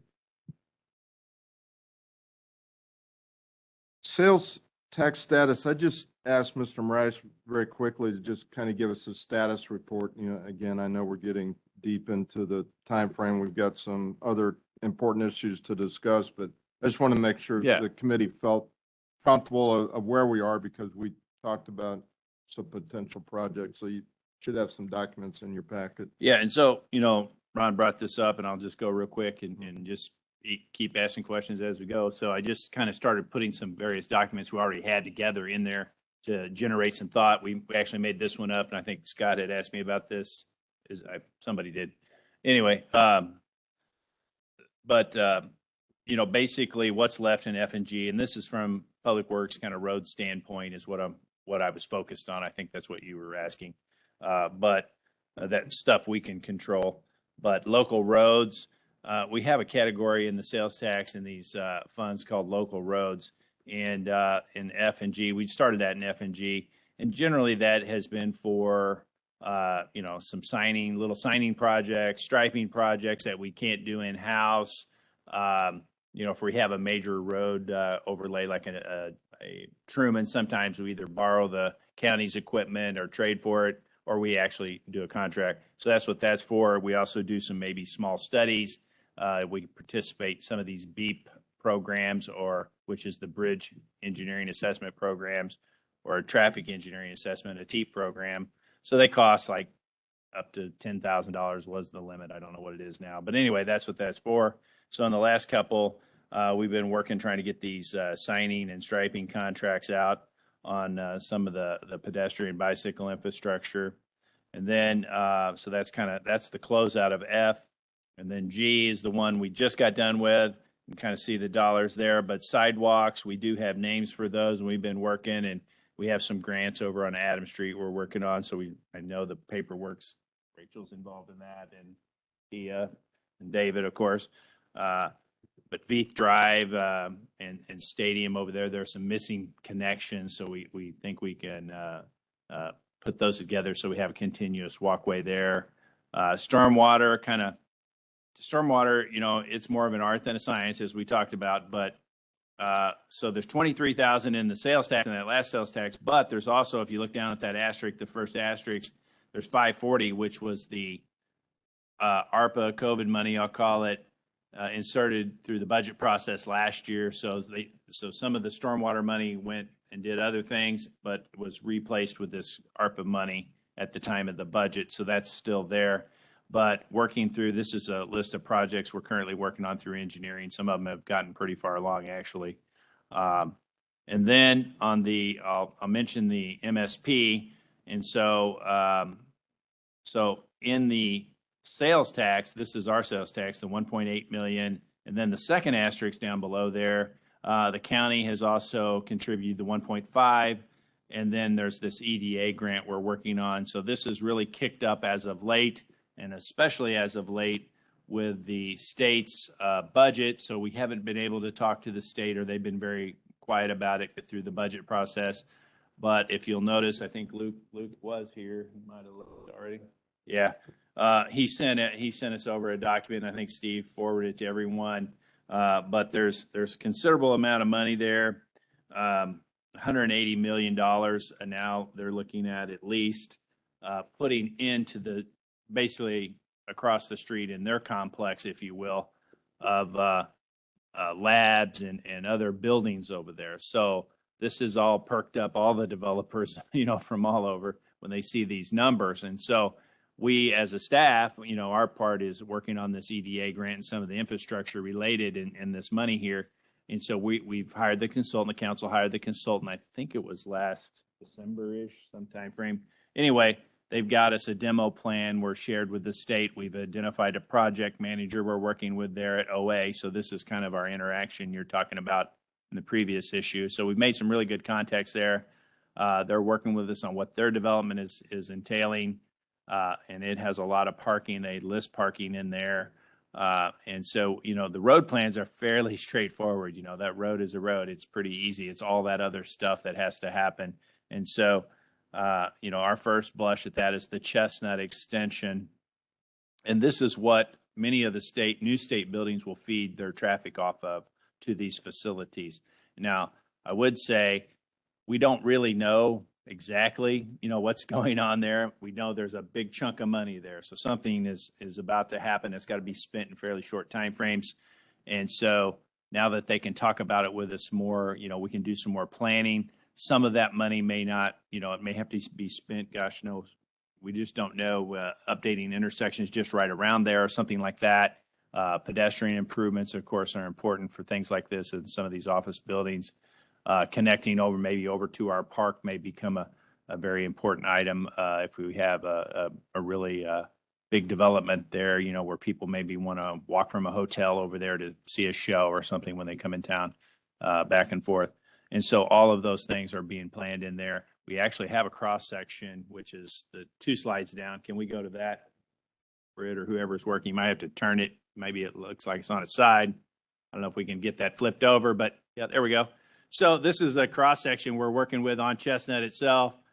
We worked with our engineer, which is CMPS, on this, but I'll go from the right side of the slide over. So one of the prominent features out there is a utility. There's a big utility line there. The state's trying to work with Ameren to get it undergrounded. It's a major transmission line. Maybe it could be relocated through their site in another direction because it comes down Chestnut and then turns back to the east about halfway down. So there's still options there. But anyway, we've kind of shoved the road towards this utility pole. You can see kind of a bioswale reference, but there's water coming off that hillside. So we want to keep that out of our street and have to deal with it. So we're trying to collect it there and have a small sidewalk on their development. And then you go to the other side where you see the street light. That would be the MSP redevelopment side that we're working on as a city. And you can see we're suggesting maybe a street light. It has to be something somewhat decorative and nice. We've talked to the developers about this, but see a little more landscaping on that side, a super sidewalk kind of in the area where we're planning some underground utility extensions. Keep them out of the road so they're not digging up the road and all that good stuff. And you can kind of see the road is sloped towards this bioswale as well. But you have a high and a low light. The low light's pedestrian orientated and the high light's traffic orientated. And so all this is good stuff. Now, as the development standards continue, like when we did Federal Courthouse and we're working up there, they had a very particular, everybody focuses on the lights for some reason. I guess that's kind of what people see. But they wanted a very specific aluminum looking light in front of their facility because it matched theirs. And the developer really didn't have a preference at this point. So we anticipate something in this nature, though, to light that area up well, keep it, safe at night and all, help with safety and convenience. But so we've been working through that. So, a lot of big things are just happening. I'm sure we'll have some more meetings to come, many more meetings to come on all that. And then also through this more money involved, the state has agreed on the land swap to fund half of Chestnut Street. And so I'm just kind of giving you the update on MSP, even though we're talking about all of sales tax. But we're also working with the railroad, cleaning up property lines down there. There's some of that issue. We've made contact with them, so we're going back and forth and probably end up in a legal issue at some point, but we'll keep working through that. And that's kind of what the public works side of things is on MSP and where that money is. And so that's all old money, call it old sales tax that ended in April 30th. And then I got another slide about the new sales tax if we want to keep going, or do you have questions here? So are these dollars fluid though? I mean, could they, I know you have them kind of somewhat identified, but. Yeah, what we do, categorize, we try to, keep the road dollars in the road stuff in the city county and the city county roads, sidewalks for sidewalks, et cetera, et cetera. I guess my question is the JC Loop signing and striping, from sales tax F, you got 48,009. Sales tax G, it's 67, almost $68,000. I mean, is that really a priority to compare what we've got public wise? Yeah, and I don't think all that money's for just that though. It says unassigned there too. I think our striping, didn't we just do the striping, or the striping was like 16,000, that striping a contract that went out. So that would come out of this first 48 here. So you're not solely dedicating all these dollars going to striping and. No, yeah, no, and unassigned, meaning, if we get a little intersection project, MoDOT just came out with some more traffic assistance Tap. grants that we could go for. We haven't done one lately, but usually they're around $10,000. So it gives us a place if we have something small, but in that range, 15, 20. Now, the signing, I will say, is a little bit more because it's metal, obviously. But it could be, we might have to work on a local signal and redo the guts of the cabinet. So we would look to, that's our pool of money we'd have to go to if we can't get it in our operating budget or something. I mean, something that really comes to mind on a daily basis is that intersection of West Main to 179, where big trucks are just basically torn out the curb and guttering and Oh, okay. I'm trying to get where you're at. Yeah. Okay, close And- to your home there. yeah, close to the board there. And that's just one of the hot spots of people concentrating on and saying that intersection really needs some repair. Site or repair or site distance issues or? Well, not site distance, but just repair. The curb and guttering, it's all virtually gone because Okay. 18-wheelers can't make that turn. Oh, okay. Turning into onto West Main and coming out. Yeah, and that, So- little things, if we happen to contract out, we could do it here, but a lot of that we might try to do in-house if we, are aware of that issue more, so jot that note down. Well, I appreciate you bringing us up to speed where we are. That's the old tax. To date. Yeah. And I just wanted to make the comment that I'd asked them to put MSP on there. There's a lot going on there. There's not always a lot being discussed. I just want to make sure that people were aware. I know Mr. Melman is spending a lot of time on MSP, and it is a critical project for our city. You've seen the state investment, which is what we thought when that project was proposed the last time and moved forward, and I think that's coming to fruition. I think the other important point is we're looking at a 250 to 300 million potential investment in that area between what the city's doing, what the state is doing, and what potentially private investors. We have not invested too much money in that area. So, I mean, we've got a capital project that the city is not going to have a lot of money invested in. Obviously, we've got some infrastructure, so there may be some needs to jumpstart that. And I just want to make sure that this committee was aware that there's a lot of excitement there. There's a lot of potential, and city council may have to work to get us across the finish line, but there's a lot of excitement going on there. Yeah. And you Sales want tax to day. go to the next sales tax real quick? Ron, before you jump in, Yeah. I feel compelled to say something. So, as a staff person working on the MSP project, I have a great deal of frustration on the timeline that has laid out over the past 4 years on the project. But what I tell people, not as an excuse, but as really a fact, that between the tornado and the pandemic, we lost 2 years on that project. I think I could allocate days where prime time was lost because of those two things. But the silver lining of that, and also the challenge of that, is that has really turned into, nearly $200 million of investment that's not city investment, going into the project. And that level of investment has always been contemplated for MSP, but I don't think it was ever contemplated at the front end of the project that this was going to be a long-term phasing project, and that we expected that level of investment maybe over the course of something of like 10 years after the project got started. And so what we are now seeing is an influx of cash into that area to begin with. And so what that's going to do, while that's great, and that is what we are trying to accommodate and attract, what that's going to do is that there's going to be a very intense amount of work that's going to go into being able to accommodate that type of investment, both from the state and from the private arena. And so, just a similar statement to you is that there's going to be a lot on MSP coming up very, very quickly. And it's probably not going to look exactly like what we saw when the original master developer was approved back in 2020, because the timeframes on the project as it relates to external investment into the area is getting pushed way up front. We expected this type of investment over a long period of time, and it's happening very, very quickly. So just a fair warning and kind of explanation of kind of what we're dealing with right now at a staff level, trying to gear up for the type of money that's going to be put in over there. So I think your statement is absolutely correct. And so I just kind of wanted to expand on that a little bit. So that's for whatever that's worth.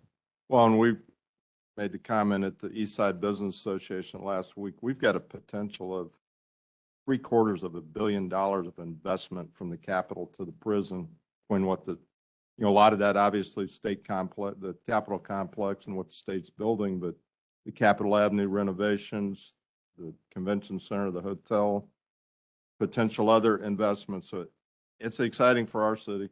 Councilman, did you want to make a comment? With regard to what Mr. Molman said, it's not a question of if it's going to happen, it is going to happen. And we did lose 2 years. It's been very frustrating for a number of reasons, including the tours, which was the first thing we got started. But this potential is so tremendous that not just this committee, but all the city staff, all the people on the council, we all cannot afford to let the trolley jump the track. We've got to move forward. We've got to support this wholeheartedly in a unified effort. And it's just unbelievable how fast things have turned around and evolved. So this is a tremendous and a wonderful opportunity. And there will be millions upon millions of dollars that are going to be invested there. Great. Thanks for adding that. And then All right.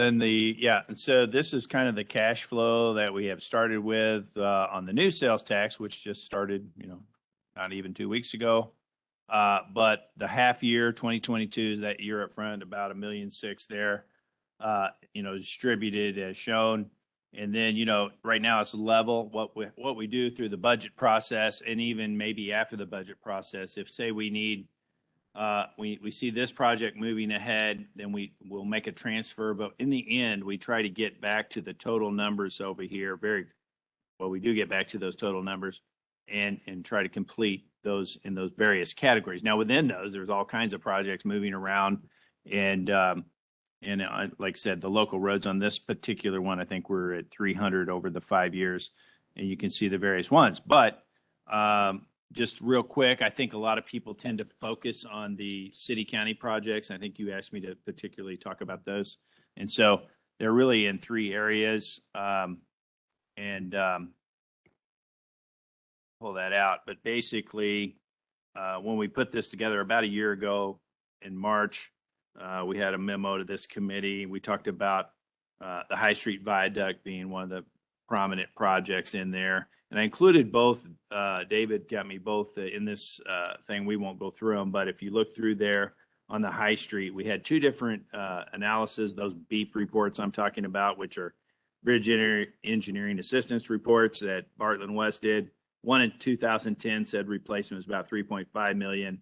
And so then in 2021, we got an updated one here at the end of the year, and it was $9.1 million. Now that's already outdated with inflation and all the things going on. But obviously when we were working on it, we said, well, maybe $5 million, we could spend there. So that's what's in the thinking, if you will, of the city county pool of money. But that's going to have to change, if we're going to complete that project. So, but again, working with the state and how that could look different, the traffic's going to be different. There may be maybe the city wants to make sure there is increased traffic pushed over to high.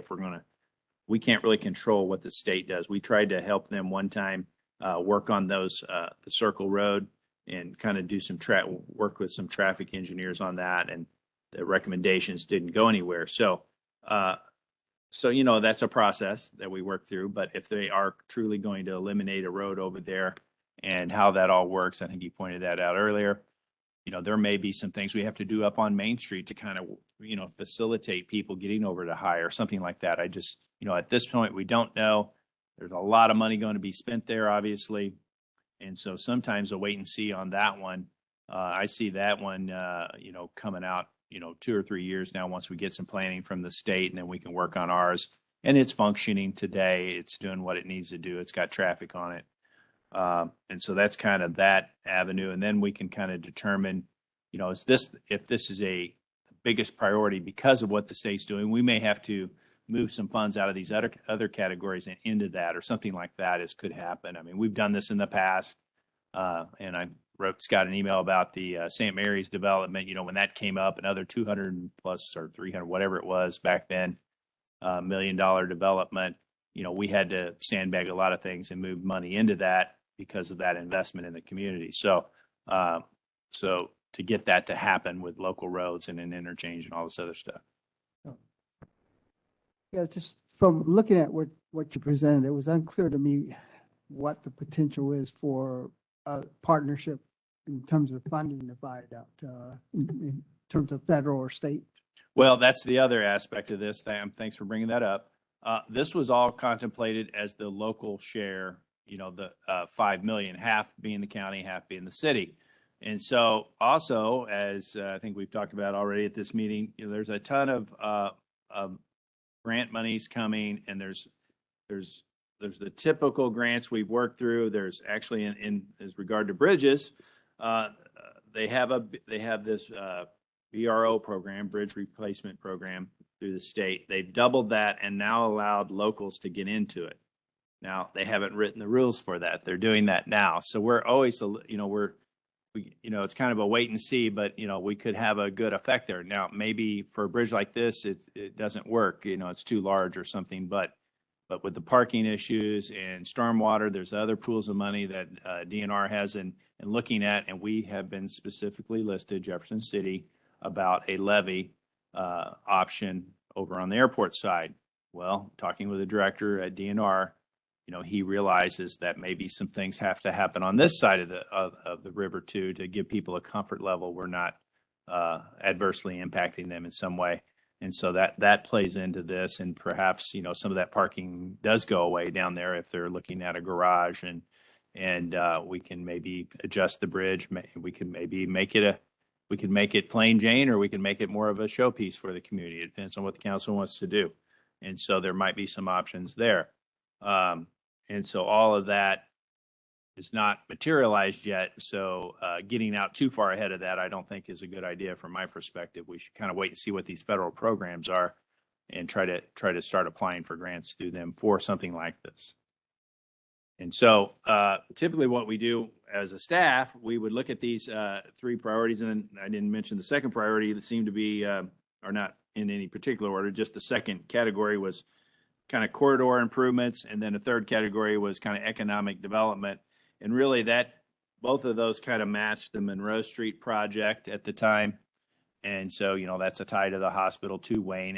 I think Sonny's group applied for a grant for us over there and tried to get that. And that didn't materialize, but we thought we had it, and then we did. So there's some money that needs to be spent there to Wayne, that street. And what is that? So really that would probably be our recommendation. You know, one of our first things the staff would work on next is really the menu of options that we could see on Monroe Street. And, you know, everything from the bare bones to, you know, more to it.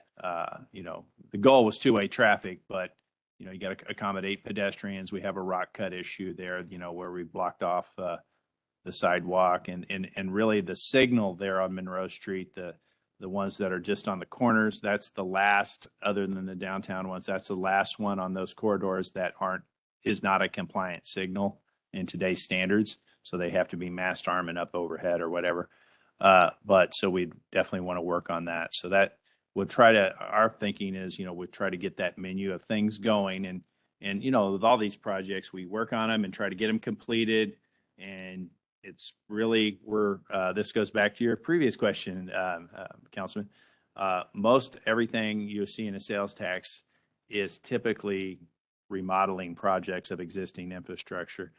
In the past, there has been some expansion. The Mission Drive was that expansion over there for that development of the hospital and now the school. But everything in here is really remodeling of existing infrastructure, if you will. Yeah.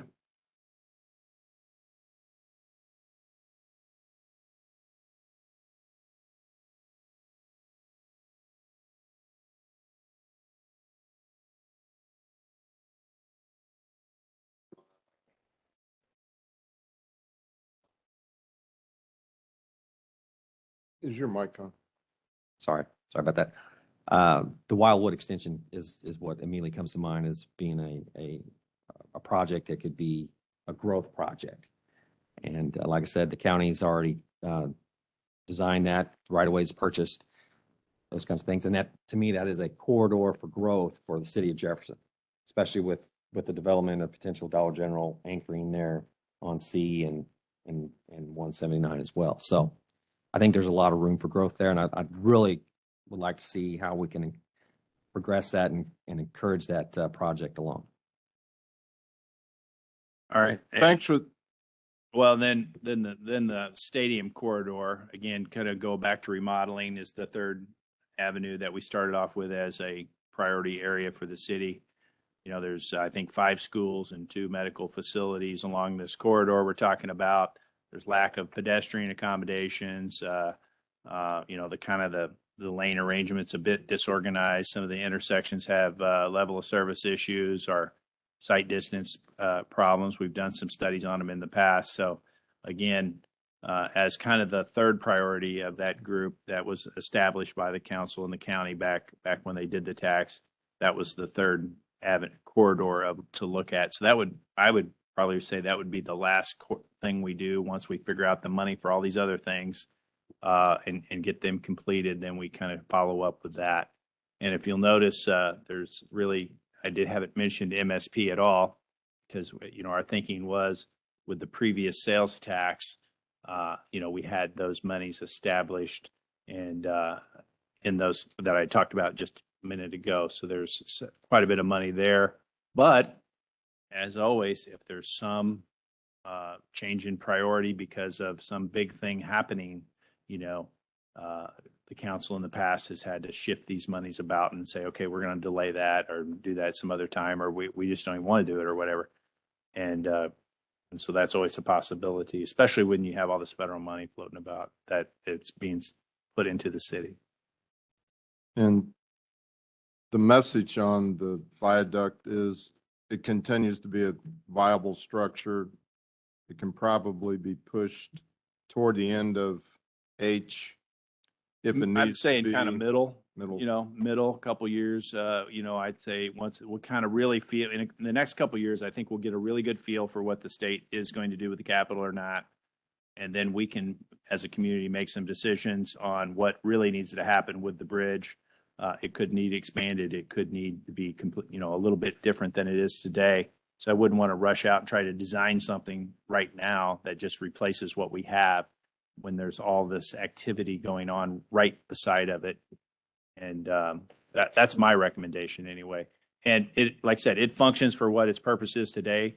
I think the Monroe, we were having an internal meeting, Britt, I, David, and some others talking about, the Monroe Street doesn't function as the comments been made about the 2-way today. So perhaps, that would be our first look at, try to at least get that 2-way and updating some of those things I mentioned. And so kind of start there and then wait for some of this to settle down about the viaduct.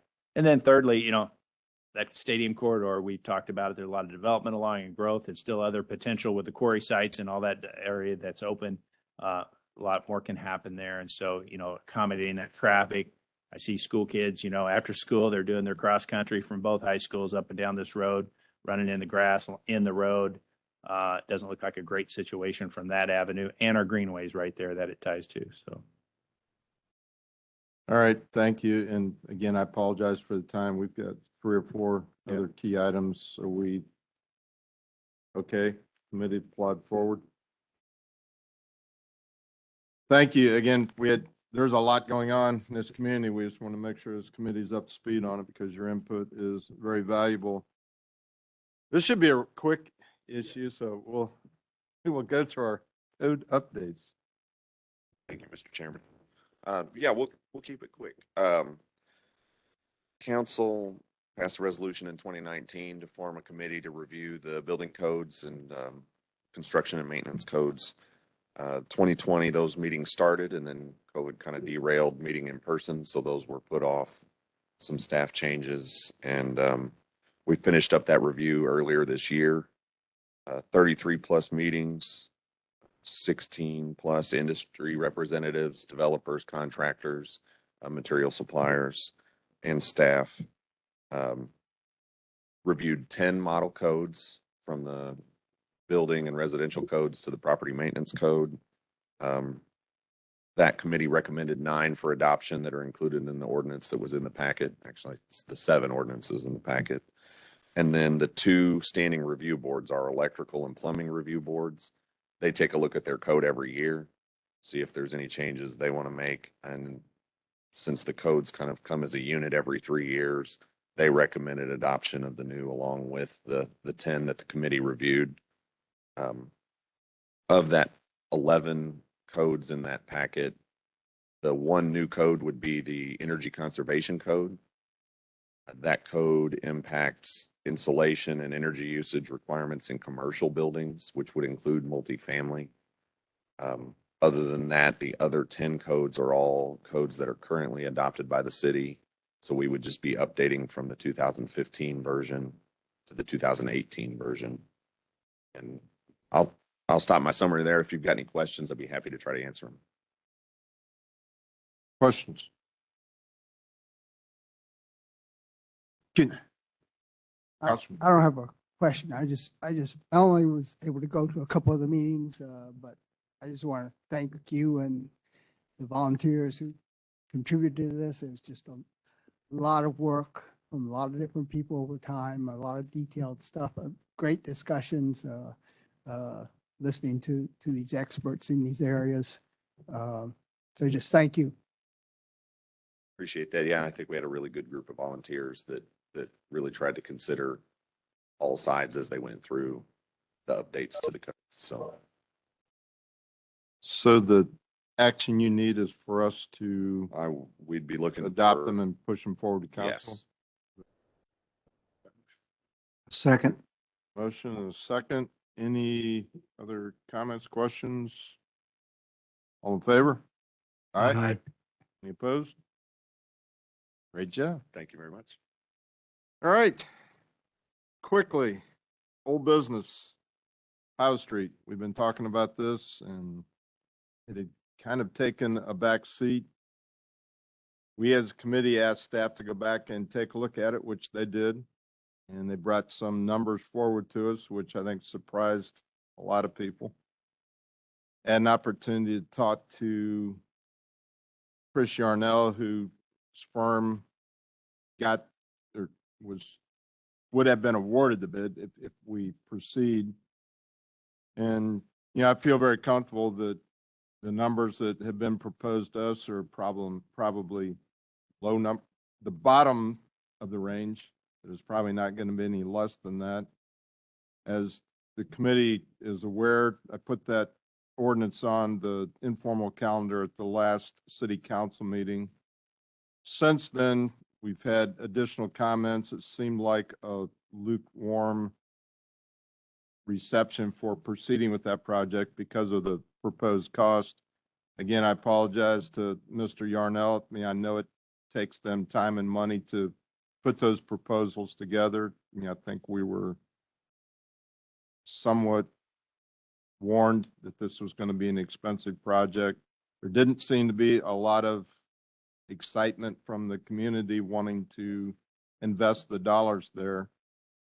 So I asked to put it back on the agenda just to give some guidance. You know, my take on it is that unless there's a groundswell of support to proceed with that, that maybe we look at upgrading for pedestrian use. If there's anything we need to do, I know there's a lot of concern about the structure of the bridge for vehicular traffic, but whatever we would need to do to make it of benefit to parks, because there is an access to the greenway. So we just wanted to get just some input from the committee to make sure that that's the direction we ought to head. Again, $1 million invested in that project right now seems not to be a good investment for the community, but again, I'm only one vote on 10. If there is some interest, then we need to give council guidance. Councilman. Yeah, and I guess, I shared a little bit of my frustration is that we were really never given hard numbers for what Parks' contribution would be to that. So again, it kind of goes back to that same discussion. If we're wanting to transition that into a pedestrian bridge, then I think we need to know what Parks would be willing to contribute to that, and a good hard number. Yeah, and I would reply that it's already accommodating pedestrians. I wouldn't recommend we really do anything with it. And if Parks wanted to update it, make it prettier or whatever for themselves, they That's on could them. certainly do that. Yes, sir. I I wouldn't I recommend would not spending any support money. Public Works funds No. going towards any. Yeah, that wasn't our plan at all. So, Thank you.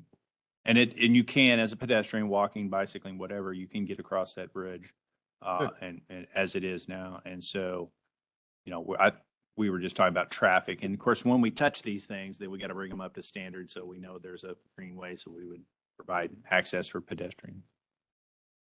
Well, I think we were given good guidance. I think we pursued a different avenue just to explore of what that community might want, but it just doesn't look like a viable opportunity right now. So, Councilman Schreiber. I've talked to several people and had given quite a bit of feedback, and then also based on the feedback we got from emergency services, I think that we need to just keep it as a pedestrian access bridge, and then not go forward with the project as we originally planned. So my intention is to leave it on informal, and I think it can set there 2 more meetings. Obviously, 6 council members, if they decide, can pull it off, but our intention would be just to let it ride at this point. All right.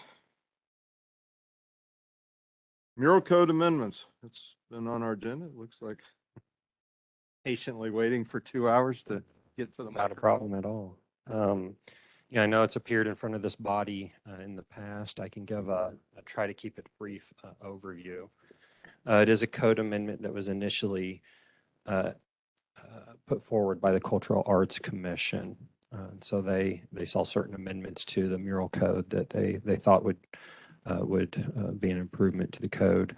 After their recommendation, it was routed through the Planning and Zoning Commission. This is because the mural code is contained within the sign code. It's heavily related to signage, and signage matters. Signage regulation is heavily tied to zoning. So on the advice of the law department, signage items are routed through the Planning and Zoning Commission for recommendation prior to being sent to the City Council.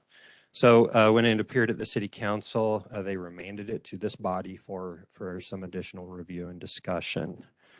The mural code was initially put in place in 2001. What occurred was a body came forward and indicated that they'd like to put a mural, I believe, in downtown. This is a very long time ago, so this is what I've managed to glean from my research on it.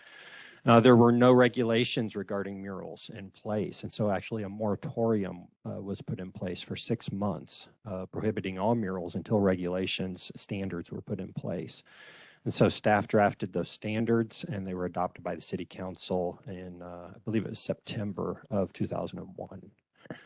So I believe that the mural code has been in its current form. The only minor amendments to it, I think, were very technical, changing department names, things like that. But it's in substantially the same form as when it was enacted in 2001. We process I'd say about 1 mural permit a year. So it's a fairly irregular thing. The major elements of this proposal would be there's a 500-foot separation requirement within the mural standards. And the Cultural Arts Commission sought to remove that separation requirement. And then also in the review of the document saw that there might be, a desire by churches and schools to have the ability to place murals, and murals are prohibited within all residential zoning districts, whereas there are a lot of churches and schools within that type of district. Those are the two major changes. There's various technical amendments through the mural section that were also contained within the document. I'd be happy to answer any questions that the body may have. Questions? Comments? Yeah, Councilman Spencer. so kind of reading through this again, I guess I just have some reservations with those two big points.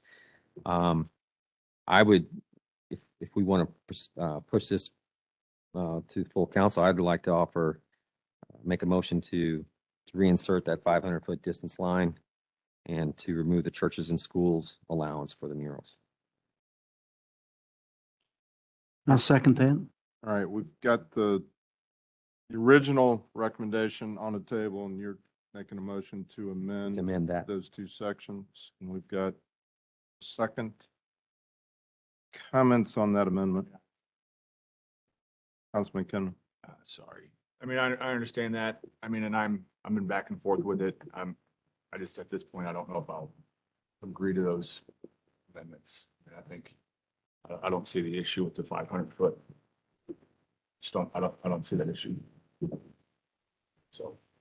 And I, Councilman Lester. yes, I don't agree with what's been proposed, the amendment.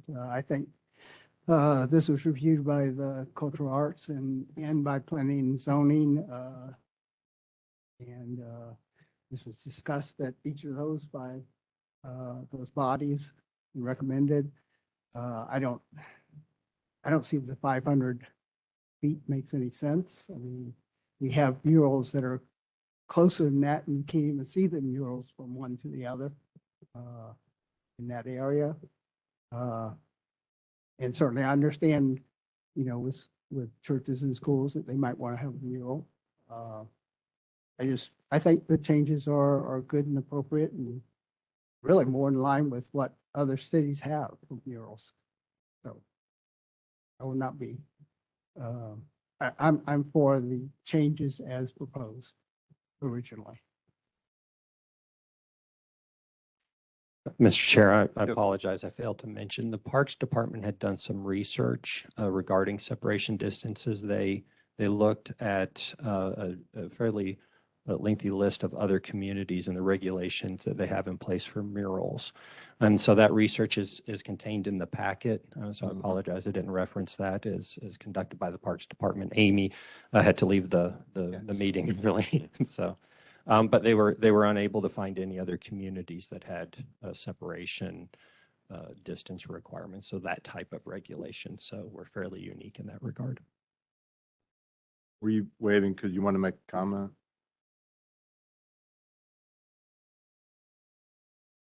I'm the chair of the Cultural Arts Commission, and I want to thank Councilman Fitzwater and Lester for being at the last Cultural Arts Commission and hearing what and answering the questions and hearing what our Cultural Arts Commission people had.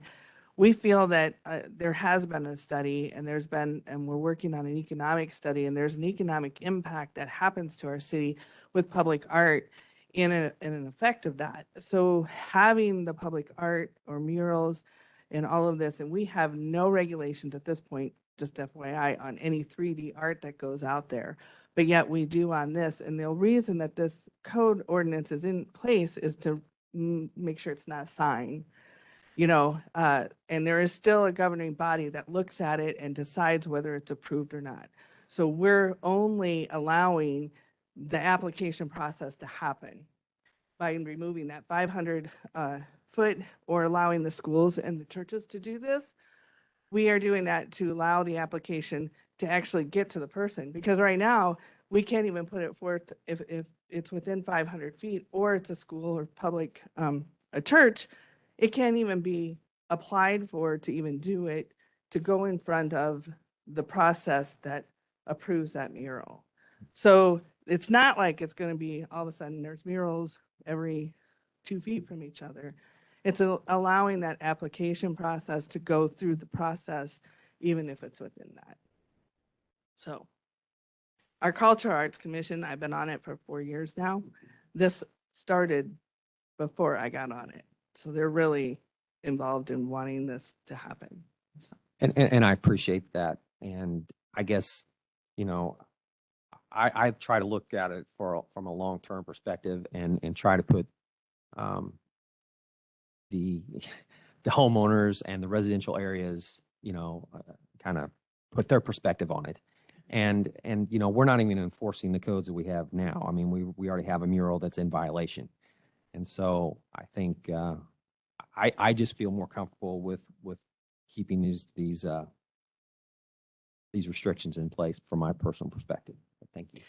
Well, the procedure goes out to all of the homeowners within a certain range. So they have a right to come forth and at the hearing and say no and make it not happen. I mean, this is just allowing someone to apply and say, I would like to do this. It's not saying that it's being done. And just like a lot of other issues, I mean, some folks don't like to come in front of a body to be in opposition of something that somebody else might want to approve. And so I get a little skeptical of how processes like that are in place, even though there's an option for them to do that. I don't think people fully exercise that because they're in fear of potentially, you know, being, you know, anti this or anti that. So, you know, art sometimes becomes political, and it's also appreciation or, you know, from people's own perspectives. So, you know, I think these restrictions are reasonable. I think they have the best of intentions for neighborhoods to protect them as well. So that's why I still support them. Would you say the 500-foot, I mean, I know there was documentation in the packet. Would you say that's the one that is of most interest of the two changes? I would say of those two, because after going back and reviewing, I think there's been some things that the schools can go through a different process because they're regulated differently, as well as churches. The 500-foot rule is probably the most prevalent one, because right now that would stop any other mural from happening in the whole downtown area, really, at this point. So there would not be any application for that to be able to go into the process of due review in the downtown area. Did the committee talk, and I don't know that we asked this question before, did the committee talk about instead of 500 feet, 250 feet or some kind of barrier so they aren't back to back to back, which I realize is an extreme that's probably never going to happen. Well, I kind of come back to every rule can be overruled by whatever. So even if the ordinance has this 250 feet, you know, there could be something. The one thing I would think of is if you were to have some sort of, we've seen in other cities that they have done some sort of taking a very large space, like a viaduct or something like that, and being able to do several murals next to it. So if we wanted to do something along that lines, not saying we're like doing that, but if that was to their, you know, that would be an issue. I think the big thing is our study, and it's in the packet, or at least it was in the packet online. The study that the Parks has done shows that no other city of our size or even larger have any size restrictions because they allow the application to happen and they allow the process to happen.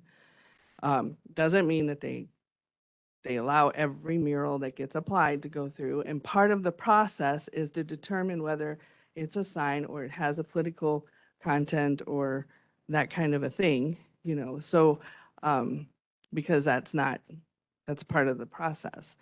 So I think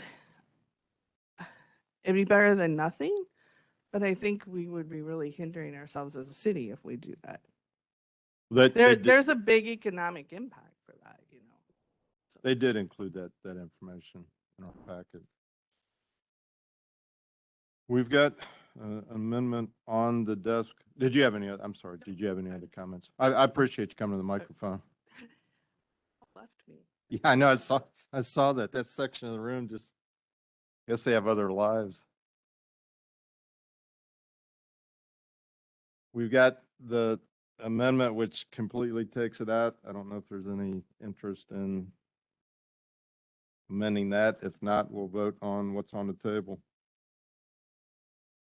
All right, all in favor say aye. Aye. Any opposed? Can we, yeah, I don't. So 3-2 to make the amendment to the ordinance. Yes, now we need a motion to adopt the amended ordinance so we can push it forward to council, and, council will have their say on it. Make a motion, then we push this to the council for final approval, The amended ordinance. amended ordinance. Second? Second. Any other discussion before we do that?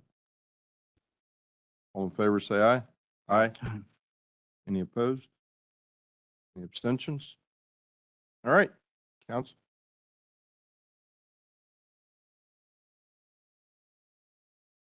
The amendment was to take out add back the 500-foot barrier and to take out the section that opened it up for churches and schools to do it in residential sections. So I think it's just one little bullet point. Well, there's some other technical changes that'll all stay the same. There is a section that talks about they can't be within 500 feet of each other. That had been recommended to be taken out.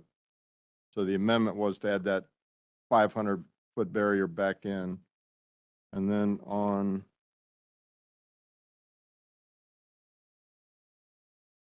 since section 3-35 location, I think that's the only place it was changed. There's a new 1A added that talks about schools and churches and residential zoning districts may erect a mural in accordance with this article. It just took that new language out.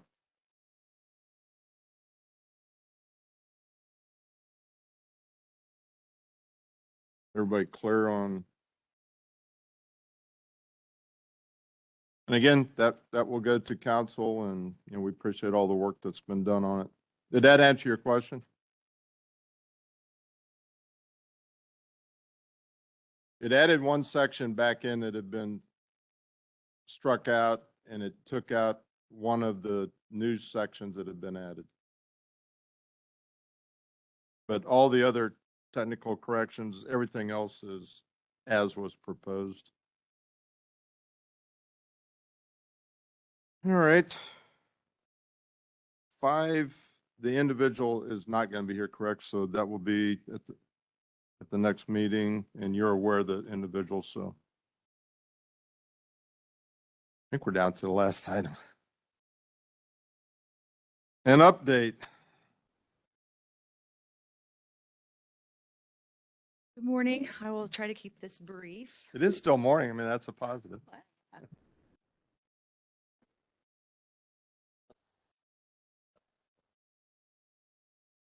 It's almost like being back in the Senate. Yeah. Jessica, can you follow me as I'm going through and just scroll down the page? Because this is getting squirrely. I believe, so as every month we have a standing agenda item to do a grants report through neighborhood services and planning and protective services. So the first kind of update, I highlight the updates. Again, there's always links provided to if you ever want to deep dive into the information that's in the report. The recent one, we talked a lot about MSP, so I won't go too far into that one, but only to say that this is a really good example of what we are trying to do within planning and protective services, is to always provide a stimulus or an incentive to really encourage private development and other partners to come in and kind of engage in the process too. So the 1.5 million that we applied for in the grant,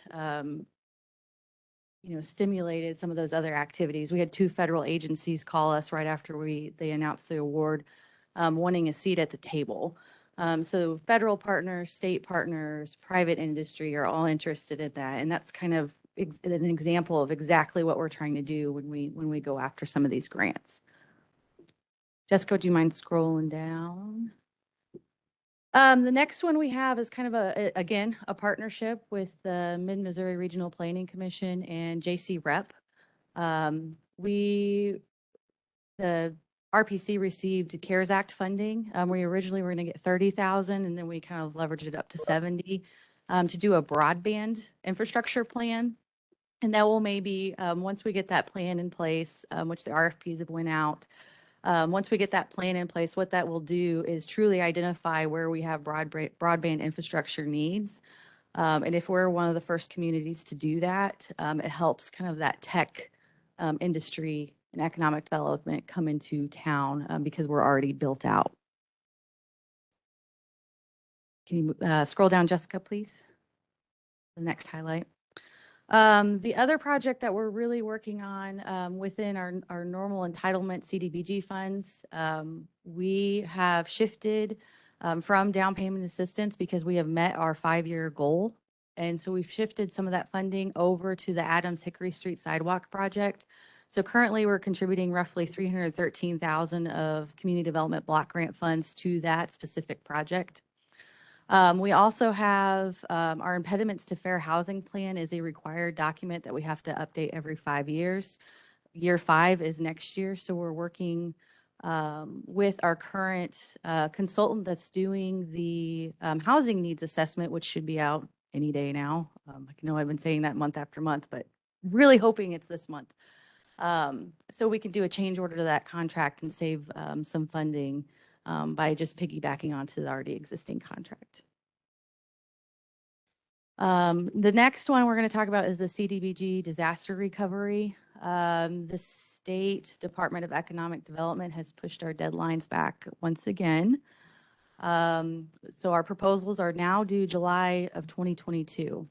The state does not currently have their policies and procedures out, and we are informed in our last stakeholders meeting that they are going to hire a consultant to write their policies and procedures. So we don't really want to wait because it's, the tornado was in 2019. So to say impatience is an issue is an understatement. So what we're going to do is do an advance call. And the first program that we're going to do that in, if we could slide down to the multifamily.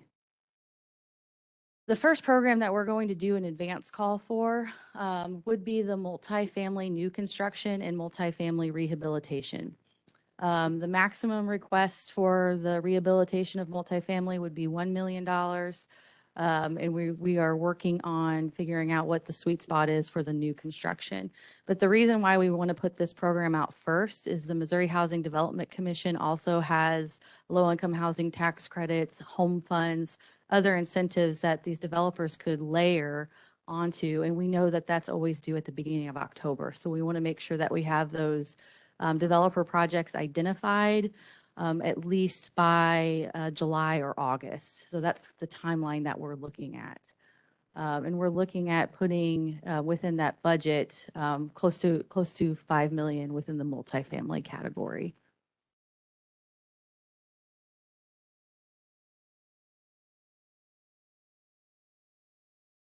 Scroll down. We are currently still waiting on the Historic Preservation Fund structural assessment. It's 28,000. This is what would do the hire the architectural and engineers to go into the remaining properties along East Capitol. Paul Brun Revitalization Grant. They may have already went out. We were working on it yesterday. Property owners, they're eligible property owners, 34 of them. They will receive a letter, an informational flyer, and a copy of their 2020 structural assessment. NPS did give us the approval of the content, so those property owners should receive those letters within this week or early next week. And what that does is it tells them that this program is coming and allows them to organize their project should they need it. We're looking at investing $675,000 within those historic districts, the same properties that had the 2020 structural assessment to help them alleviate some of the findings on those assessments. Next one, please. As Matt had mentioned earlier, we did not get funded for the two-way Monroe Street, which was unfortunate. But we did receive funding for Compass Health planning document that will allow them to bring more housing into the area. We also, as you know, received the transformational housing one and the county's CDBG-CV. So we were able to bring in, just under $3 million to the city through this program. So we're very, although disappointed about the Monroe Street, we're excited about the other projects. And other than that, I just have upcoming opportunities. We talked about the bipartisan infrastructure law. There's a link there if you really want to get into the weeds of what the programs do. A lot of those programs, some of them are new, very few of them. A lot of them are the same programs year after year. They just have more funding in them. So I'd be happy to answer any questions that you may have about upcoming events or things that we've been working on. And if the chair would entertain, I have just one Absolutely. addition that's kind of in the same realm. So recently, Luke, with Jefferson City Regional Economic Partnership, approached staff and asked to send to the City Council for consideration a resolution of support for the nonprofit soccer complex that is being looked at in the south part of town. And so essentially what that resolution would do, it would provide support to Cole County's application to the Missouri Development Finance Board for the soccer complex participation in the MDFB's tax contribution credit program. So essentially the board would provide tax credits to people that make contributions, charitable contributions to the nonprofit for this project. And so while it's not exactly in the world of grants, as Rachel was talking about, it's similar because it's a kind of an outside funding source for a project here that I think has appeared in front of the city council in a couple of different ways. That will be on the agenda for Monday. There is no fiscal impact or obligation for the city. It's merely a show of support to the MDFB because what they don't want to fund projects that are controversial and aren't supported within the communities that they're going to go in. So this is Cole County's application on behalf of the soccer nonprofit, but a show of support from the city council would assist in that application getting approved. So I just kind of wanted to add that here at the end. That's something that's raised its head in the last few days. So thank you. Councilman Schreiber. Yes, ma'am. Were you given any reason why we were turned down on the Monroe Street project? I told you this was going to happen. I can't really explain why we did not get the funding. It was supposed to be first come, first serve. I think there was there's been a lot of staff turnover at DED, and I don't want to put all because everybody's at working over capacity at this point. I can't give a good answer. So some of the things that we came up with is it was going to require some relocation assistance of properties, and maybe that was going to make things complicated. Other than that, I can't think of it because it was in a qualified census tract. It's everything they were looking for connected to the hospital. So there was the tie back to COVID. I don't know. We requested that information. So if they had any comments on our application, so that way we can, rework it for next time. That's just, sometimes you don't get them. Okay. Second question on the structural assessments do you have any idea what kind of a time frame we're looking at before it will be done? So we did the structural assessments, and every property owner received their own individual report. You can also see all of the properties online. It's public information. And the idea was that we are doing this, so let's try to find funding to help stimulate. And again, that's not going to be something we're not going to require a match, but your application will score higher if you're bringing, getting your own skin in the game, so to speak. So that grant, we're looking to open up also in July. So we're putting the property owners, getting them ready so they can, get their financing together, get their project together.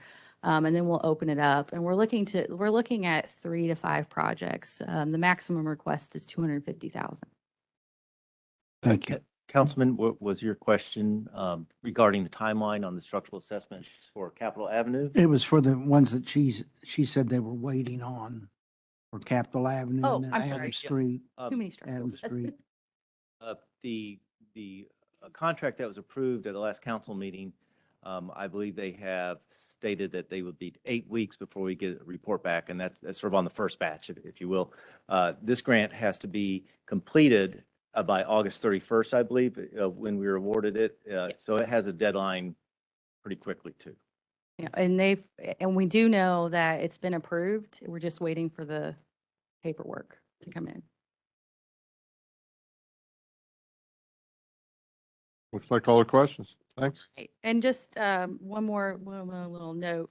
When you talk about, incentivizing in the ARPA funds, I would really encourage to think about reserving some for match, because you can spend your 7 million and it'll, it's one off. But if you leverage it, that could be your 20% portion of a larger number we could look at.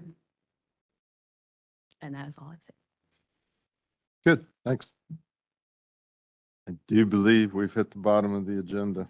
So if someone wants to make a motion, we can. Thank you, sir. Started digging into my snacks here already too. Let me find this.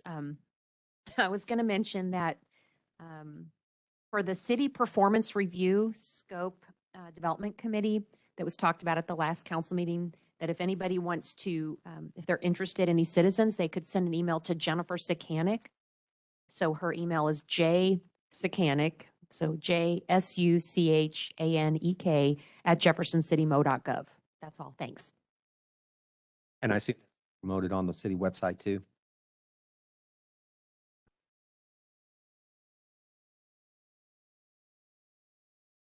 Don't have to fill out a volunteer profile form since it's kind of a focus or a more of a task force type of thing. So what I was going to do is have Jennifer send, or Emily, one of them, send a copy of the motion along with that email address to council. So that would be something that could be sent out or forwarded. Okay. But I mean, are we going to post it on our city website that we are comprising Yeah. the committee? Yep. Sounds Thank good. We will do that. Thank you. Councilman, you're in order. We are adjourned. Thank you.